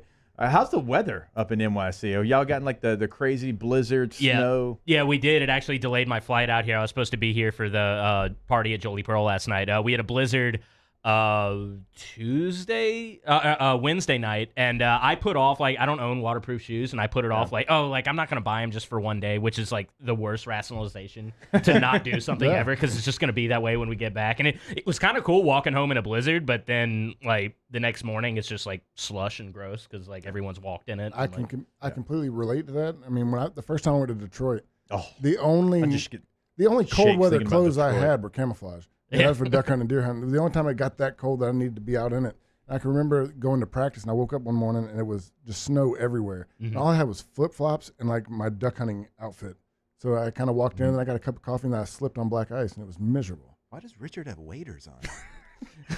Because it's cold, and it's the only thing I got. I didn't get a big signing bonus. I mean, you probably dealt with the same thing in there in Green Bay. A lot of snow. A lot of snow. Yeah, it's like real pretty when it happens. Right. But then, but then it just sits there and gets real dirty. And yeah, no, I took some cool photos walking home. Like it was, it was kind of cool. Even though I wasn't prepared. I was like, okay, this is just one walk. You wake up the next morning. My and snow it's city black was everywhere. Denver. Like it would all be gone. It would all be gone. The snow would be gone because the sun's always out the next day. It would be gone. There's no black ice. There's nothing to worry about there. That's why Denver's like one of the greatest cities. Snow is only pretty for like the first 12 hours. And then if you go to a city where it stays for months at a time, it turns into just nasty mud everywhere. Right. All right. We'll take a break here because now I'm trying to see if I can order a shirt with a foam neck roll on it. We're going to do that. We're also going to have our picks when we come back. A 6-pack of picks, so go ahead and get those ready. Playboy, I don't know if you're ready for a 6-pack of picks, but since that's what you do, you need to do it as well. There might be at 254 a contest. We'll see if we can get that done as well. We might need another 6-pack of Coors Light. I'll have to go to the closet and see all that when we come back. Hanging with Hester and Hanny, presented by Richards Honda. Hanging with Hester and Hanny. All right, we are brought to you by GoTro's Outdoor Power, 2 locations locally. You look at Baton Rouge, Airline at Industriaplex, in Gonzales, Airline at 74. Of course, you go find a piece of Skag power equipment that you'll fall in love with. These showrooms are really set up for success. You walk in, they've got everything you can imagine, residential or commercial. They're going to have a Skag zero turn for you. You can always go to their website, GoTro'sOutdoorPower.com. We tell you that because throughout the state of Louisiana, remember, free delivery. So no matter where you're at in Louisiana, if you're listening to us up on 1130 AM The Tiger, if you're watching us across the state on CST, you can have that piece of Skag power equipment delivered to your doorstep free of charge. Also, remember, 0% for 60 months is now available for that Skag power equipment over at GoTro's Outdoor Power. Remember the website, GoTro'sOutdoorPower.com. GoTro's, we make it easy. We opened up the playbook and expanded our coverage. Listen daily in high definition on 98.1 HD2. We are 104.5 ESPN Baton Rouge. If I built a van, it would do more than haul. It would carry my entire business. I'd make it available in dozens, make not thousands of configurations. It would keep an eye on my fleet. And an eye out for danger. If I built a van, I'd make it available in diesel and gas. And I'd build it right here in South Carolina. Introducing the all-new Sprinter, starting at $33,790. Built in the USA. Mercedes-Benz. Vans. Born to run.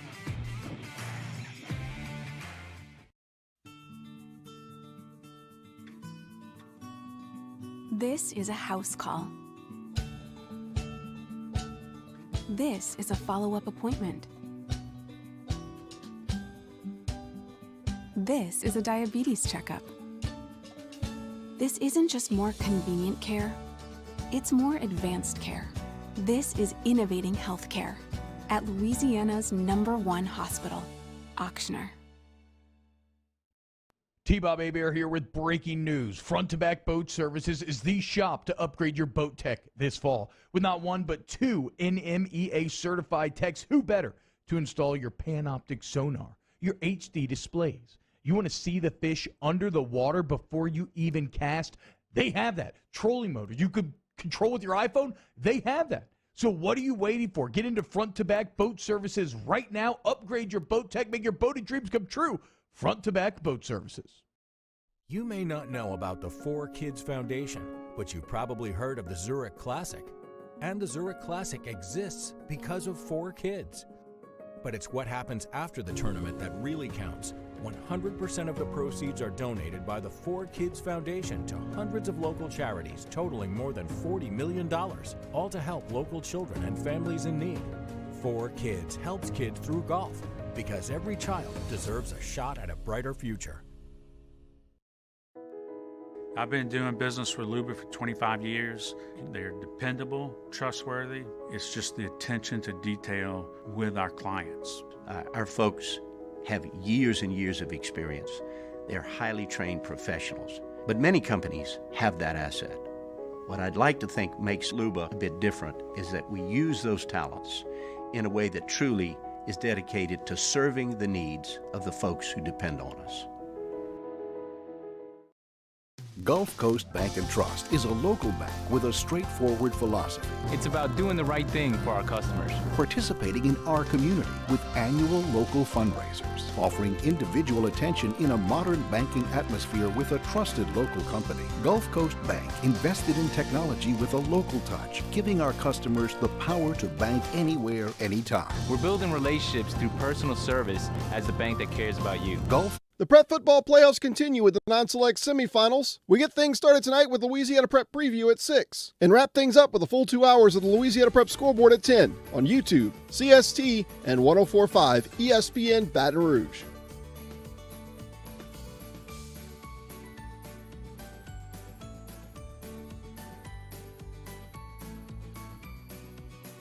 Scour for dingers.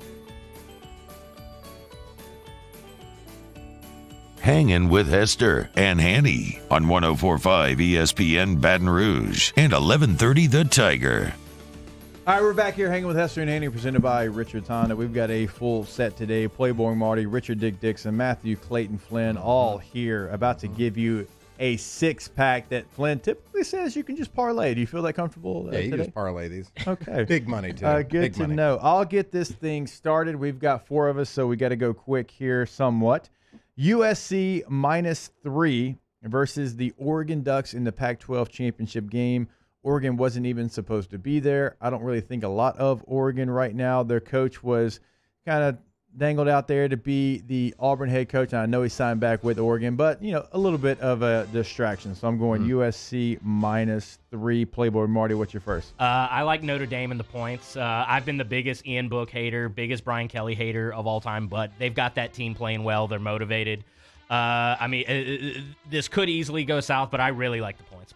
All right, Dick First Dickson. one off the bat is I'm going with LSU. I just don't think that you're losing your top two receivers in the game. Homer. Elijah Moore, your boy, whatever his name is, the tight end. You're losing that type of weapons. I think LSU goes ahead and builds off the momentum they had last week. All right, Clayton. All right, first guarantee of the weekend, Nebraska -6.5. Can't even remember who they're playing, but they're playing better. Rutgers is trash. Nebraska's playing pretty good. I bet against them a few times this year, and they played stunningly good. So they're going to win by at least 17. Yeah, don't like that pick at all. I'll take an alternate I'll go line, quick. Notre -12. Dame +10.5 was my second pick. Playboy gave you all the reasons why, so you're up again, Playboy. I like Missouri laying a point against Mississippi State. I know it's in Starkville, but I think Missouri is more than a point better than they are. I'm going to go with Iowa State. I don't think they win the game, but I think it's a lot closer than 6. I think that they cover. All right. I think public money, y'all are chasing public money on this with Notre Dame +10.5. I'm going Clemson. Cover. Beat the brakes off of them. All right. I've watched way too much San Jose State football to try to make up for a bad betting day, but they're actually pretty damn good. Nick Starkel, remember, he started at two different SEC schools, A&M, then Arkansas. This is an undefeated team. They had a big-time comeback last week against a pretty good Nevada football team. San Jose State +7 against the Boise State Broncos. It's a good uniform game. Let's see. I'm going to echo Richard. I'm going LSU. I actually got it at 2.5. It went down a point now. I don't and especially with it's raining, I think that limits the Rebels a little bit. So yeah, I love LSU +2.5. It's 1.5 now. I'm going Mizzou. I just think they probably beat Mississippi State by 2 touchdowns. I don't think it's as close as the 1-point game. Yeah, they got something to play for. They're 5-4. 6-4 would be better than they were a year ago, where they were 500. Mississippi State, first year under Leach. We know it's always going to be what it is, and it still is that scenario. So I like that one as well. All right, here we go. Third leg of the parlay here. Air Force -2.5 versus Army. Classic letdown weekend for Army. Classic Army. How's it classic? We've never really seen them play after Navy before. Classic. All right. Classic. Air Force -2.5. All right. Ohio State, for all the things we've talked about them, not deserving to be in the college football playoff because they've only played 5 games. They'll be pretty pissed off this week. Ohio State -20 versus Northwestern.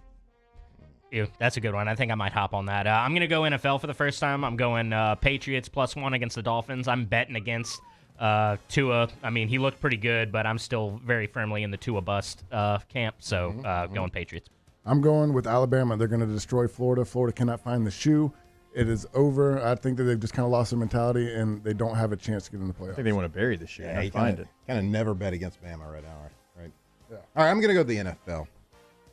Texans versus Colts. Texans +7.5, taking the points. Just because Jacob's friends with Phillip Rivers, I'm betting against them. They might still win, but Texans pretty good. Pretty good. Sneaky. NFL's crazy. Lock it up. Trying to find out who your buddy's playing this weekend. We'll see if I can find that. Yeah, I'm going to go to the. Lose that one. Yeah. I'm going to go to the NFL as well. Give me the Bills -6 at the Denver Broncos. The Bills right now playing with a lot of confidence. The Broncos, not a lot of reasons to go out there and play. The weather's not going to affect the Bills traveling. They've dealt with the worst weather conditions of all time when you're in Buffalo, New York. I love the way that they're finding their way on defense as well. So I like the Bills -6. I'm literally going exactly the opposite direction. I like the Broncos. Buffalo traveling across the country on a short week. I know the weather won't affect him, but I think the altitude may affect Josh Allen slightly. I like Denver. I got it at +5.5. I'm sticking to college because I don't feel like switching apps or switching pages on my phone. But I'm going to go with Ball State against Buffalo. You should download the Barstool Sportsbook app. There you go. I'll do it right after the show. Nice. Hello. I'm going with Ball State. +13. I think Buffalo is. They're both equal teams. The weather's not going to affect them much. I think it's going to be a closer game. Is this the last pick? No.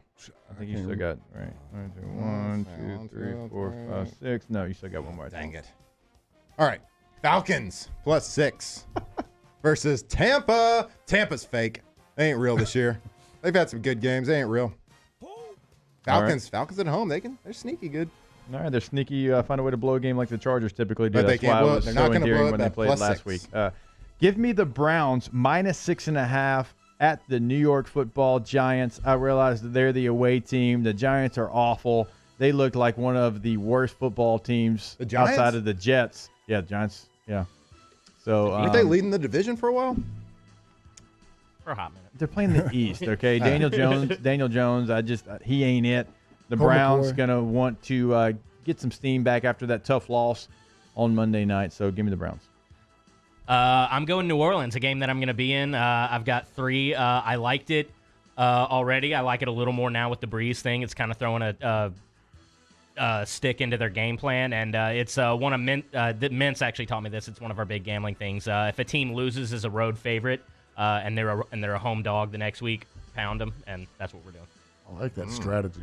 Yeah, I'm going to start shooting me some text there, Playboy. Yeah, that's pretty good. I'm going to go with Minnesota +13.5 against Wisconsin. I don't think either team is very good, but I think it'll be a close game. It'll probably be a touchdown game. I don't think it's a 2-score game. All right, Flynn, as you scour for dingers. Let's add some pats. Let's add some pats, baby. Here we go. Let's go. Let's change it up a little bit. Let's go over 46. Bears, Vikings. Trubisky playing at MVP levels right now. Yeah, thank you. Yeah, you didn't even believe that when it came out of your mouth. Yeah, I was kind of pointing and shooting there. All right, so now this is the point when we do our double-digit underdog to win straight up. Everybody's gonna have the same one. No, I'm gonna go. Yeah. I'm gonna go away from what y'all are doing. Everyone did have the same one thought process, but I'll go a little bit different. By the way, I did hit last week 3-3 so far on the year. Double-digit underdogs to win outright. Hanny's 0-6 is not yet hit on one. We'll see if we can maybe. Wait, how many have you hit? I'm 3 for 3. 3 for 3. Good for you. I'm going. You get paid extra. You picked LSU. You do because it's money line, so you do get paid extra because it's going to be pretty good odds. I'm going to go Ball State versus Buffalo. It's a 13-point spread. I'll take Ball State in the MACtion championship game. I don't love the bet, but I wanted to be different than you fools. I took Ball State in my regular pick, so you're not different. That Buffalo running back's no joke. The one we're all thinking of is Notre Dame, so that's an obvious choice. But I'll switch it up, and I'll go Minnesota. I'll be frank. Don't know a whole lot about their team, but I think Wisconsin, major frauds, major disappointment. 12.5. It's a fraud. It's a fraud. It's sure, a fraud. let's go Gophers. Yep. So the first two, y'all took my picks from earlier. But I'm going to stick with Notre Dame. You get the spread. We're talking about don't give us any points. Okay, well, Notre Dame. Trevor Lawrence was not the reason they lost the game in the first place. And I think that the other quarterback played really well. It was the defense. And on the defensive side, I think that Notre Dame has a shot. Okay. The sounds are awesome. Matthew?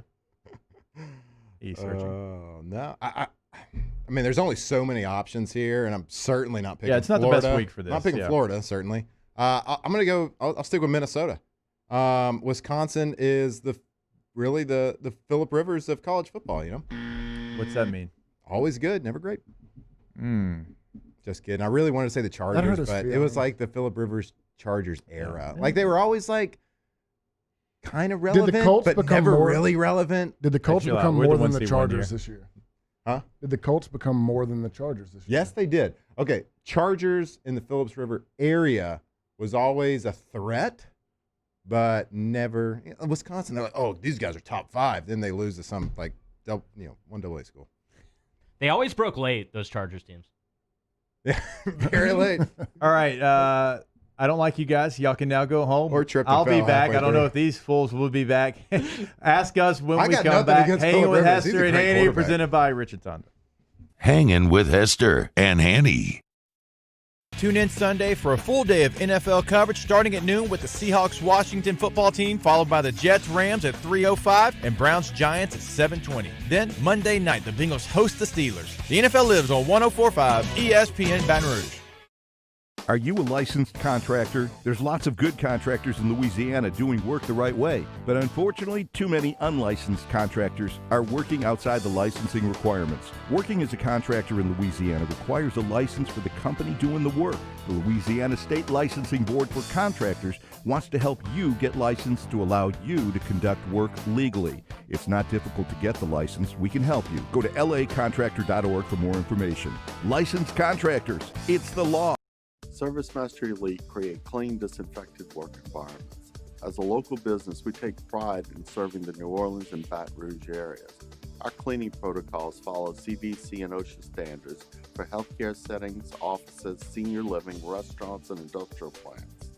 Contact ServiceMaster Elite to get your operation ready for reopening with germ disinfection cleaning. ServiceMaster Elite, the trusted choice in professional cleaning since 1996. Choose your fighter. Dax. With antioxidant vitamin C. Given the choice, why wouldn't you choose the one with antioxidant vitamin C? Choose Vizzy Hard Seltzer. This isn't just another day. It's so much more. Kelly's life was put on hold when her Auctioner primary care doctor discovered a rare blood disorder. Her doctor connected her to an Auctioner care team of cancer, heart, and kidney specialists.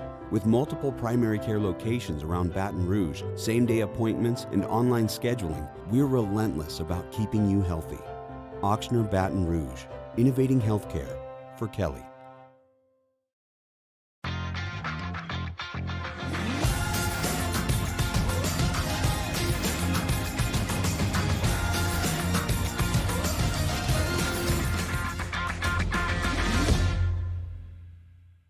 Gulf Coast Office Products is a nationally recognized Savin office equipment dealer based right here in Louisiana. Over 100 employees strong, Gulf Coast has the boots on the ground to support all vertical markets, from education, engineering, legal, and finance. With the latest in office technology, from desktop to production segment units, Gulf Coast and Savin have the perfect fit for you. Call 225-756-2644. That's 756-2644 for Gulf Coast Office Products. To all of our heroes working on the front lines of this COVID-19 pandemic, your bravery and selflessness represent the very best of us, and we want to say thank you. I'm asking everyone around the state to join me in celebrating the heroism of our healthcare professionals on the 19th of every month at 1900 hours, that's 7 p.m. Write a note of appreciation, make plans to donate to charitable organizations, or say a prayer. To learn more, visit 19thanks.org. Thank you, and God bless. At All-Star Toyota, you get it all. If you're in the market for an all-new Toyota vehicle, come see our friendly and knowledgeable sales team at All-Star Toyota. Located in Baton Rouge at the corner of Airline and Goodwood, we've been serving our community since 2005 by offering a large selection of new Toyota cars, trucks, and SUVs. Get behind the wheel of your dream car and take a test drive at All-Star Toyota today. Gulf Coast Bank and Trust is a local bank with a straightforward philosophy. It's about doing the right thing for our customers. Participating in our community with annual local fundraisers. Offering individual attention in a modern banking atmosphere with a trusted local company. Gulf Coast Bank invested in technology with a local touch, giving our customers the power to bank anywhere, anytime. We're building relationships through personal service as the bank that cares about you. Gulf Coast Bank and Trust, the bank that cares about you. Coming up on Monday's Off the Bench, we recap LSU's season. Did they pass the final test? Plus, a full breakdown of Mahomes versus Brees, Saints, Chiefs cannot wait. And of course, we'll give you our weekend winners. Off the Bench, 104.5 ESPN.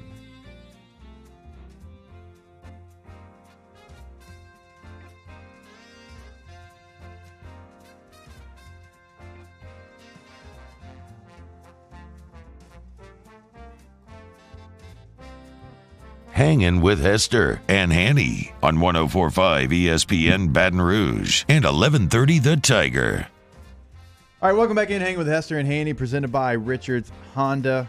It's that time of the show. We're going to do a little Ask Us. First one's coming in. Can we make this a regular Friday thing? Has it even been a good show? Like, I don't know. Have we done a good job? If they're asking us. So we can, Playboy might not want to fly down every Friday.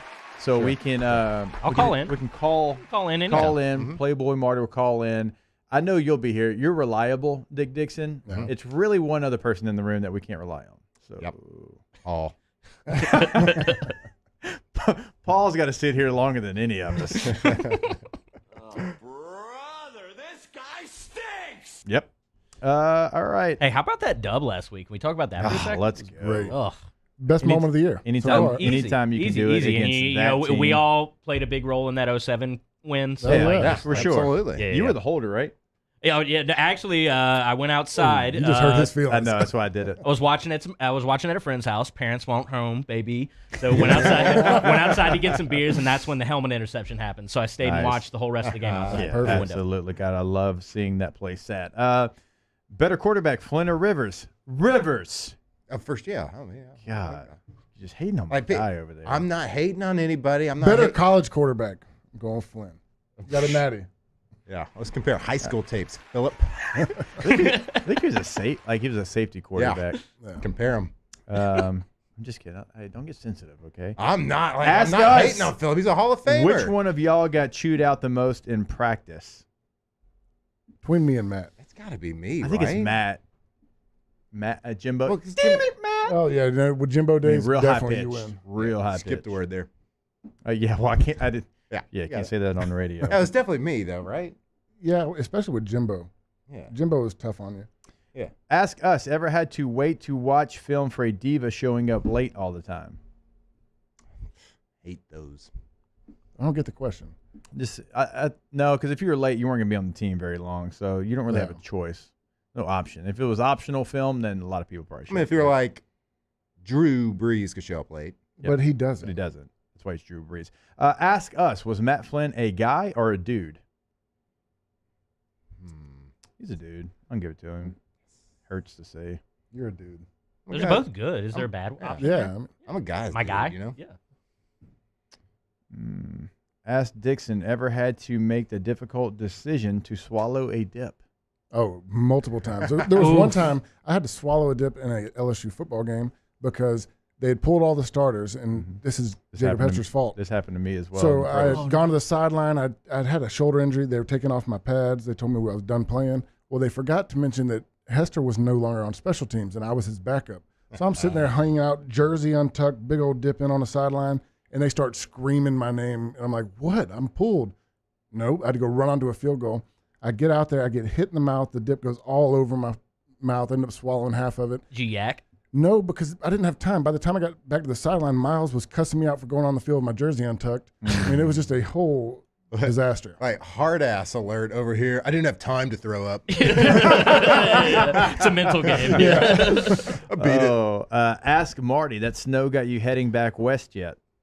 No, not quite. Still really enjoying the job. So I'm glad to be out of there for 2 weeks or so. I'm glad to get a little break. Yeah. Ask us, Utah or Washington State? I'll go Utah. Utah. Washington State. Okay. Utah. I don't know. Nobody's watching that game. Ask us, how trash was this morning's tier list? Blue Christmas got terribly abused. Yeah. T-Bob had some just trash music up there towards the top. I haven't agreed with one tier list T-Bob's put together. I love T-Bob. I don't love his tier list. Yeah, there's always a debate, and sometimes I think about challenging him on Twitter or whatever they're doing it, and then I'm like, I just don't want to get that many notifications throughout. Yeah, he retweets everything too, so it's gonna get a lot. Yeah. Yeah. Okay. Ask us LSU score prediction. I think it's a 31-24 LSU. 35-31. Matthew? 46-28. All right. Playboy? 38-35 going over. Okay. Ask us, does Cole Taylor remind you of a young Richard Dickson? They both wear shoes. He's way taller than me. Yeah. So, no. And I was so much more mean. I would have fought the guy. Probably ended up ruining the shoe play because I'd have got a personal foul. So he's got a better mindset than you did. Yeah, definitely. Okay, that's very nice. Ask Flynn, deer or duck hunting? Traditionally, I've done more deer hunting, but I'm not going to say one's like more fun. Or duck hunting's more fun by far. Especially you would enjoy it because there's communication. There's laughing, there's joking. You're not quiet. Yeah, there's more action, but I will agree with Matt. There's nothing like getting a deer in your crosshairs, putting it down like that. There's no better feeling. There's no bigger prize than a deer, but on a day-to-day basis, I mean, I would rather go sit in the blind with my boys and BS and hang out and talk. Okay, all right, so duck hunting more fun. Shooting a deer about 100 times more fun. Yeah, okay. Shooting a deer is a duck. more rewardable. Like it feels way better than shooting a duck. This from Robbie. Ask us, when you were at LSU, same time as me, favorite spot in Tigerland? Bogies. Oh, no, that's not Tigerland. Not Tigerland. That's the only place we really Fred's went. was after the game. Bogies was in the middle of the week. If we so happened to go out in the middle of the week, which we didn't. Yep. Mellow Mushroom was pretty good. Oh, that's it. Mellow Mushroom. We can play this. Gotta get doing Just it. play this every time. No, Mellow Mushroom had its time. Fred's was after the game, but 90% of the time we went to a bar, it was Bogies. Yeah. I know y'all didn't do this too often, but I was a big fan of Free Fred's Friday. Y'all were probably busy on Friday. We were stuck over at Lock Cook. True. Don't act like y'all didn't go to Reggie's. Monday night. I'm not Jason Spadoni. No, I did not go to. Well, you're the only one here, probably. I've been to Reggie's with Flynn a few times. Salt or freshwater fishing? I'm probably in the minority. I'll go freshwater. I love just bass, brim, catfish. I've had a change of heart. I grew up saltwater fishing, loved it. Did a bunch of it. I used to deckhand on some charter boats out at Chandler Islands. But in my older years, I've enjoyed bass fishing more. Richard and I bass fish quite a bit. Yeah. I hadn't got that call, Playboy. I suffer from a disease of like baby tummy. I get seasick and car sick really easily. So fresh for sure, because you got your bass fishing, but I also like fly fishing, like for trout and stuff, like up in the mountains and whatnot. This comes from Sean Dickson. Said that you had the D-I-X-O-N or D-I-C-K-S-O-N? No, just like you spell it. He's like, we got the same last name, spelled the same way, and we're from the same city, yet we've never met. You from Ocean Springs? I guess. Well, brother? I didn't know there was another D-I-C-K-S-O-N that wasn't related to me in Ocean Springs, but let's go grab a beer. I guess it's Ocean Springs. He didn't really say so. All right, we're going to spin the wheel. What mythical creature do you wish actually existed? That's all you there, Matthew. This is a tough one. What was his Amazon name? Dragon? Dragon. Yeah. Dragon. He gets packages delivered to Dragon. Dragon. Wait, really? Yeah. Amazon. Yeah. I like it. Self-given nickname for myself. Makes me laugh. Makes my wife sigh. Like, this guy. I'll go leprechaun on this one. They seem harmless enough, and the existence of a leprechaun implies the existence of a pot of gold somewhere. That's a hell of an answer there. I like that. I don't think I can. Can't top that. No. We've talked a lot about Nessie. Yeah. A unicorn would be pretty cool.